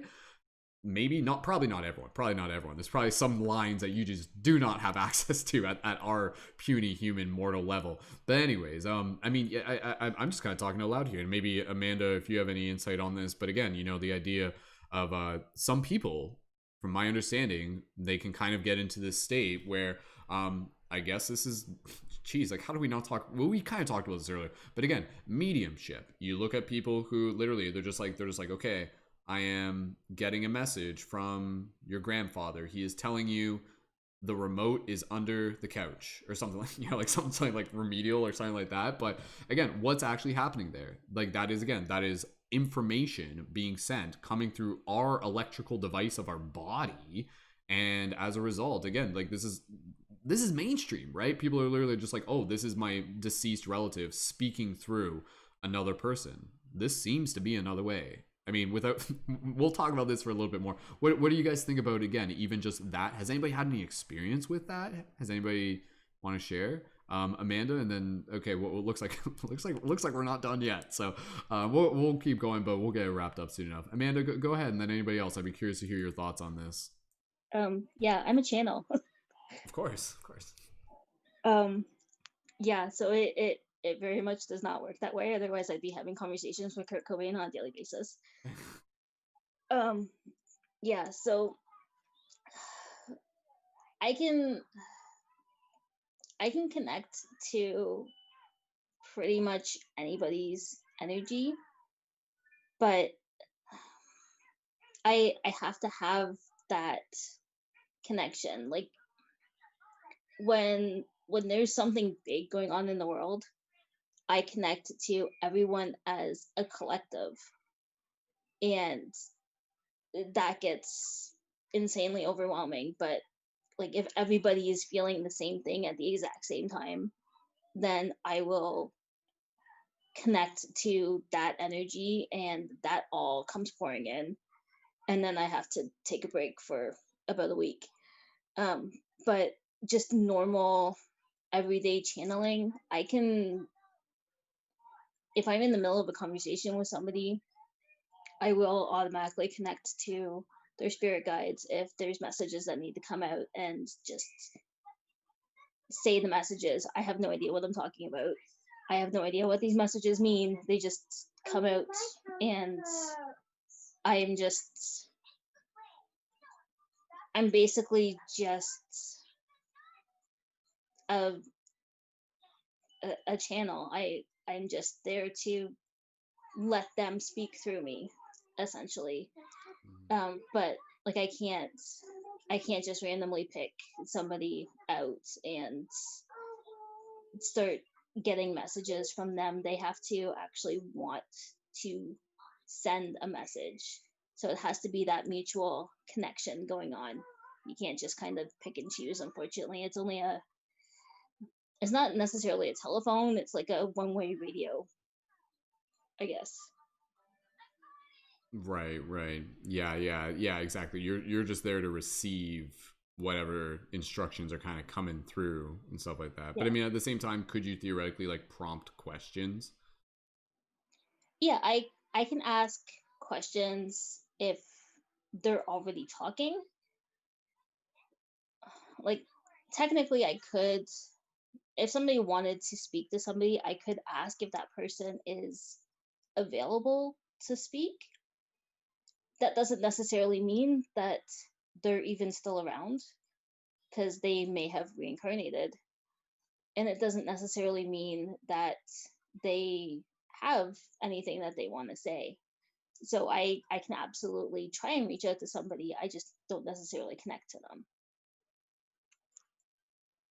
Fair enough. Yeah, and it's again, it's so fascinating because again, like you know, the concept of channeling, it's nothing new. You know, like this is like again, it's something that's like been all throughout different cultures all over the years. So that's fascinating. Awesome. Thank you again, Amanda, for sharing it. And then I guess Kristine, Kaci, did everybody have their hand up for something to share on the channeling aspect? Okay, Kaci, we'll pass it over to you, and then we'll pass it over to Kristine. And we'll get close to wrapping this up in the next little bit. Go ahead. Yeah, I have way too many stories about channeling. Like with Reiki, if I'm in a Reiki circle, I can feel their energy. Like I can channel what they're feeling on the table. Like, okay, what part of my body feels bad or feels worse, and I can feel like, oh, the left knee is really hurting. So I tell the person, like in a circle, like, hey, work on that spot on that left knee, and I can channel what that energy is going. I've had several rooms where I've walked in and I'm like channeling the spirit, and I get all pissed off because the spirit's like an alcoholic, like really, really bad, and I can feel that emotion and I can channel it. Or I go into a room and someone got murdered and I can feel the knife like in the side of the back where they got like stabbed. It's very painful, but like you have to separate yourself from, is that my pain or is that theirs, type sort of thing. I do that with tarot cards too. Like just ask and you're just channeling. Like tonight with, I got consciousness is the first one, which we talked about, rebirth and how the body has to go through limbo sometimes. The spirit or ghost has to go through limbo. And then the courage to be able to go past, like to go into that light, to turn into a spirit, type sort of thing. So, and I'm very ADHD, so everything that like is on my mind has to go through go through a filter, and I cannot have a filter at all. That's how they channel. That's how they let me know. It's fascinating. Awesome, Kaci. Thank you for sharing it. And again, I love just being able to listen here because like the channeling thing, it's not something that's an immediate direct experience within my reality. But again, I love the idea that just being able to sit here and listen from everybody here is just helping us all learn. So, all right, Kristen, I'll pass it over to you. Let's talk a little bit about channeling, and then let's get ready to wrap this up. It's 11:11 on the clock. Good omens. We're almost done. Go ahead, Kristen. Beautiful. Kaci, I'm so glad you brought up channeling during Reiki sessions, because this has been something that channeling has been something that I've experienced before I learned Reiki. And since I've been working with Reiki energy, I do channel spirit guides, but it's always so interesting because during the sessions, I'll have different like angels or ancestors or like past relatives or whoever like will come into the session to like offer their healing or their wisdom on the subject. But it's so funny because a lot of the not a lot of the times, but if I'm confident and comfortable with the person I'm working with, I'll kind of talk to them about who I've seen or who I've experienced. And so sometimes I'll be like, some of them I know and I recognize from other sessions, but every now and then like somebody's personal guide or ancestor will show up and I'm like, I don't know who this was, but they looked like this, they said this, they talked like this. And then the person will be like, oh my gosh, that was my great aunt, or that was my uncle or whatever. So it's just kind of interesting to be able to experience that in a totally new sense, where it's like formed around the essence of healing and being able to connect with it in a healing way. So but yeah, it's definitely interesting. So communication with them, it's funny because it's like you don't think about it in a way of like you can ask until you're in the situation and you make the conscious decision to ask, because you kind of have to be able to like pull your ego away from the situation and be like, this isn't me creating the situation, this is me like being a channel for the information. And so really being able to just like open yourself up to allow the communication to come through rather than trying to control it, if that makes any sense. Yeah, just kind of like without a bias, just being able to observe it, because yeah, the information isn't always for you, it's for somebody else often as well. So fascinating. No, it makes sense that something like that is possible, because otherwise, again, like otherwise like these spirit are stuck on the other way and they're just like have no, like it wouldn't make sense that they have no way to be able to communicate. So again, they're communicating through divination, through pendulums, through devices, through senses, even again through the elements, through again, even like those times where it's like the wind picks up and stuff like that. People talk about these experiences all the time. And again, obviously through dream time. And then when you get more into the spirit side of things, not necessarily the ghost, that's when you start talking about the communication through synchronicities, through angel numbers, through music, through just like finding things in some ways or another, things kind of appearing that you once didn't know where they were, type thing. Seems to be there's lots of different ways for ghosts and spirit to be able to communicate to us. And for those of us who are open to it's something where we can kind of meet it halfway, and then again to be able to learn from that experience and perhaps be of service not just to the ghost but to others. Because sometimes you're right, sometimes there's a message that comes through, and as much as it is the ghost being able to say like, hey, like pass on this message, tell my mom that I love her, or something like that, something like that. Yeah, it's for the ghost, but you have no idea what that message might mean for the mom as well. So again, it's a very, very powerful thing for us as humans to be in a place where we can acknowledge the value of us being able to be conduits of consciousness in the many different forms that we do. In the same way, we're kind of conduits for spirit, for ghosts. We're also conduits for, again, like messages for the collective and messages of creativity and things. We're making it through our art. We're doing it all the time. So with that said, we're going to get close to wrapping this up. Let's just finish with some closing thoughts, even though I know we kind of did that for a second and then we kind of get back into medium and all sorts of other stuff there. But yeah, any closing thoughts and even just gratitude that anybody would like to share, and then we'll just do a quick little meditation and then we'll wrap it up here. So Kaci, Amanda, Kristen, anybody just wants to be able to share? Kristen, go ahead, closing thoughts, and then we'll pass it over. I just want to give so much gratitude for all of you beautiful, amazing souls, as always, for holding lovely space and just creating this ability to be able to speak from our heart and be open and maintaining a judgment-free zone. I really, truly appreciate it from my heart. So much gratitude for everybody who has shared space and shared wisdom, and just been able to come with an open heart and share beautiful love with each other. Namaste. I love you all. Wonderful. Awesome. Thank you, Kristen. And Kaci, did you want to pass it over to you next? Go ahead, Kaci. Yeah, I do have a comment. What's a really good show? It's on Netflix. It's called Haunting of Bly Manor. And if you take that show and not take it as like evil, like, yeah, it's supposed to be haunting. It's supposed to be like, oh, it's October, yay. Just like take that in context, because there's a lot of information in that show, even on like Hill House, even though it's like super scary. But I think Bly Manor really touched on like a lot of things that we started talking about today. So yeah. That's awesome. That's awesome. And again, you know, I think there will continue to be a part of culture that's going to just continue to see ghosts as spooky and scary and everything like that. But I think undeniably, as we continue to awaken our consciousness, we got people talking left, right, and center about contacting spirit guides and angels and dreams and premonitions and psychic abilities. So again, I think it's our duty to kind of have these discussions, because these are creating a better understanding for the context of the reality that we're in, how to be able to demystify fear, and how to be able to show up in service for our fellow spirit. For we are spirit too. At the end of the day, you know, let us not forget that we are spirit too.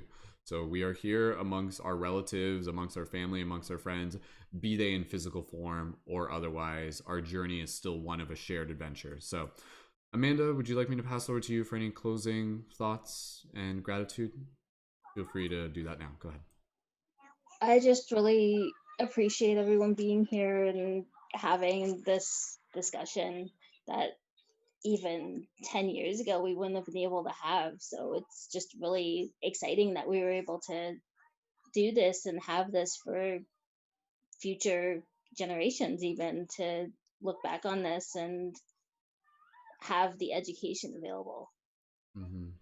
Absolutely wonderful. And Amanda, thank you again for sharing, and thank you Kaci and Kristen and everybody else who was a part of the broadcast who had to head out a little bit early. So yeah, in conclusion, I think team, we did a good job tonight. You know, we approached this project from a heart-centered place. This wasn't purely just to be able to tell entertaining ghost stories, but it was to be able to understand something that is quite mysterious. And again, you know, something that is mysterious is just something that we have yet to understand. And now I feel honestly like we understand it a little bit better. And if we can keep approaching it with that idea to see it as a chance for us to both learn and to be able to uncover more of the mystery, and perhaps to be able to help others understand from their unique perspectives, and to even be able to help them transform their fears and things, I think it's a very, very powerful direction for us as a society to be able to move towards, whether it be on a collective scale or even, again, just within our smaller communities and our individual communities and circles. It's a very, very powerful way to be able to show up with this, again, respect and empathy for the spirits around us. So thank you again, everyone, for being a part of this discussion, for helping us explore the spiritual wisdom of ghosts and hauntings. May it lead us back to the wisdom of our own heart and our connection between these energies as we are all on this journey together. Let's get into a little gentle closing meditation, and then we will wrap up the broadcast just to be able to close off the circle here. So just inviting everybody to just kind of get comfortable. And when you are ready, go ahead and close your eyes. And as you breathe here, listening to my voice, just allowing yourself to gently relax. Straighten up your spine, open up your chest, relax your face, and just bringing your awareness into your heart. And you can put your hand on your heart here if you choose, and just bringing yourself into this space of gratitude for all of us, for showing up, for listening, for speaking, for being present. And just going back to this visualization of all of us in this circle, and just taking a moment to be able to see these faces and thanking everyone again, thanking them through space and time on an energetic level. And just imagining in this moment, all of us just standing up and coming together and just concluding with a nice big group hug. So you can imagine all of us just gently hugging right now. You can physically hug your arms around yourself. If you want to just do that, add a little bit of a gentle sway as you just feel the sway of the group and just feel the love in this moment. Take a couple deep breaths together. Deep inhale. Exhale, a bit of a sigh, release. Do another one of those together. Inhale. And just taking one more moment here, you can release your arms if you wish, but just allow yourself to reflect on this space and communicate any message of kindness, of appreciation, of inspiration to every single person a part of this community. What message do you have to say to them in this moment, perhaps in the context of tonight's discussion? Go ahead and communicate that now.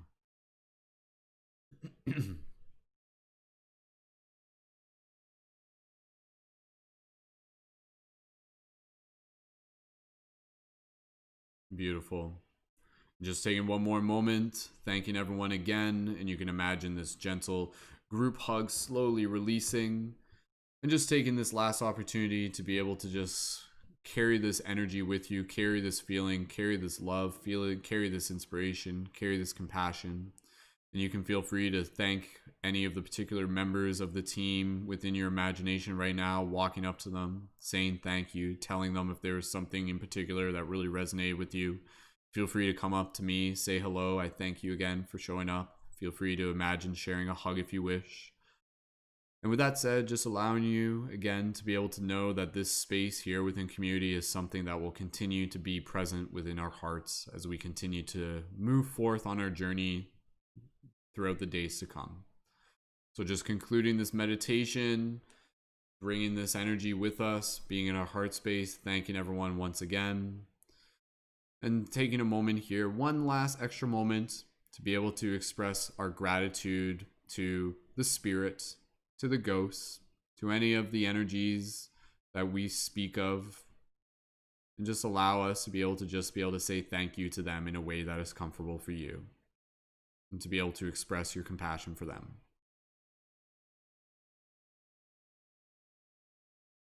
Beautiful. And so from here, again, just carrying this love and this compassion of community with you, may it continue to spark your spirit and charge your spiritual battery as you continue to bring this wisdom and this insight with you on your journey and continue to plant seeds and have discussion where you go. Slowly from here, you will gently bring awareness back to your physical body as you wiggle your toes, wiggle your fingers, and gently open your eyes and return your awareness to the space around you. Beautiful. Awesome. Thank you so much, everyone. That was a wonderful broadcast. That was 2 hours and a bit, but it wasn't 3 hours. It wasn't 4 hours. So I'll take it. So beautiful. Thank you again, everyone, so much for being here. If you would like to share your comment in the chat for any message that you had for the group, please feel free to do that in YouTube. My message was thank you for being spirit. You know, just this idea that, again, we all are spirit. And I think when we really bring it back to that, it's like, yeah, we're in physical bodies, but we're definitely spirit, and the ghosts and the spirits, it's still us. It's still energy. It's still consciousness. So there's plenty more for us to be able to explore, plenty more paradigms for us to be able to shift, and may these journeys and these conversations continue to inspire us on our path as shifters and light guardians.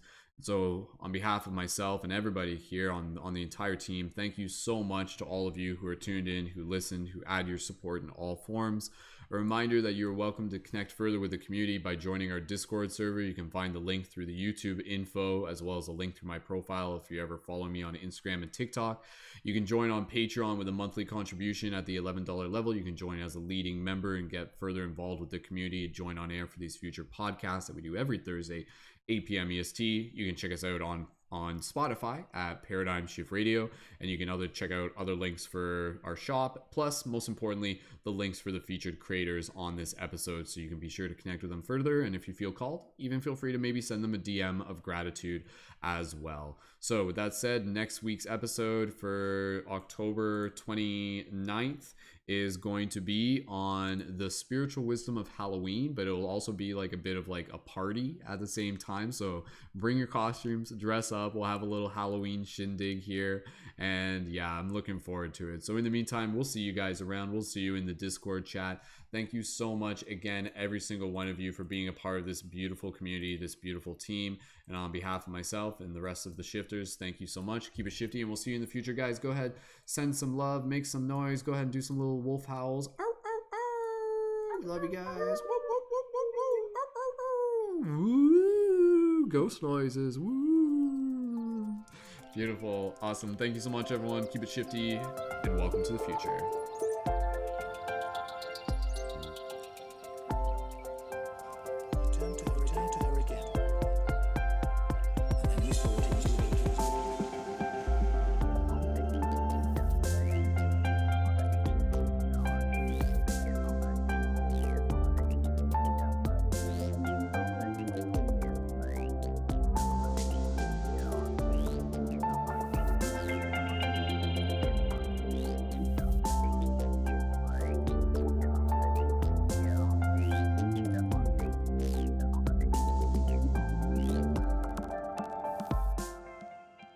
Special thank you to Danny Leonardo, whose music is featured at the beginning and end of this podcast. Be sure to check out more of Danny's work in the YouTube info below. Thank you, Danny.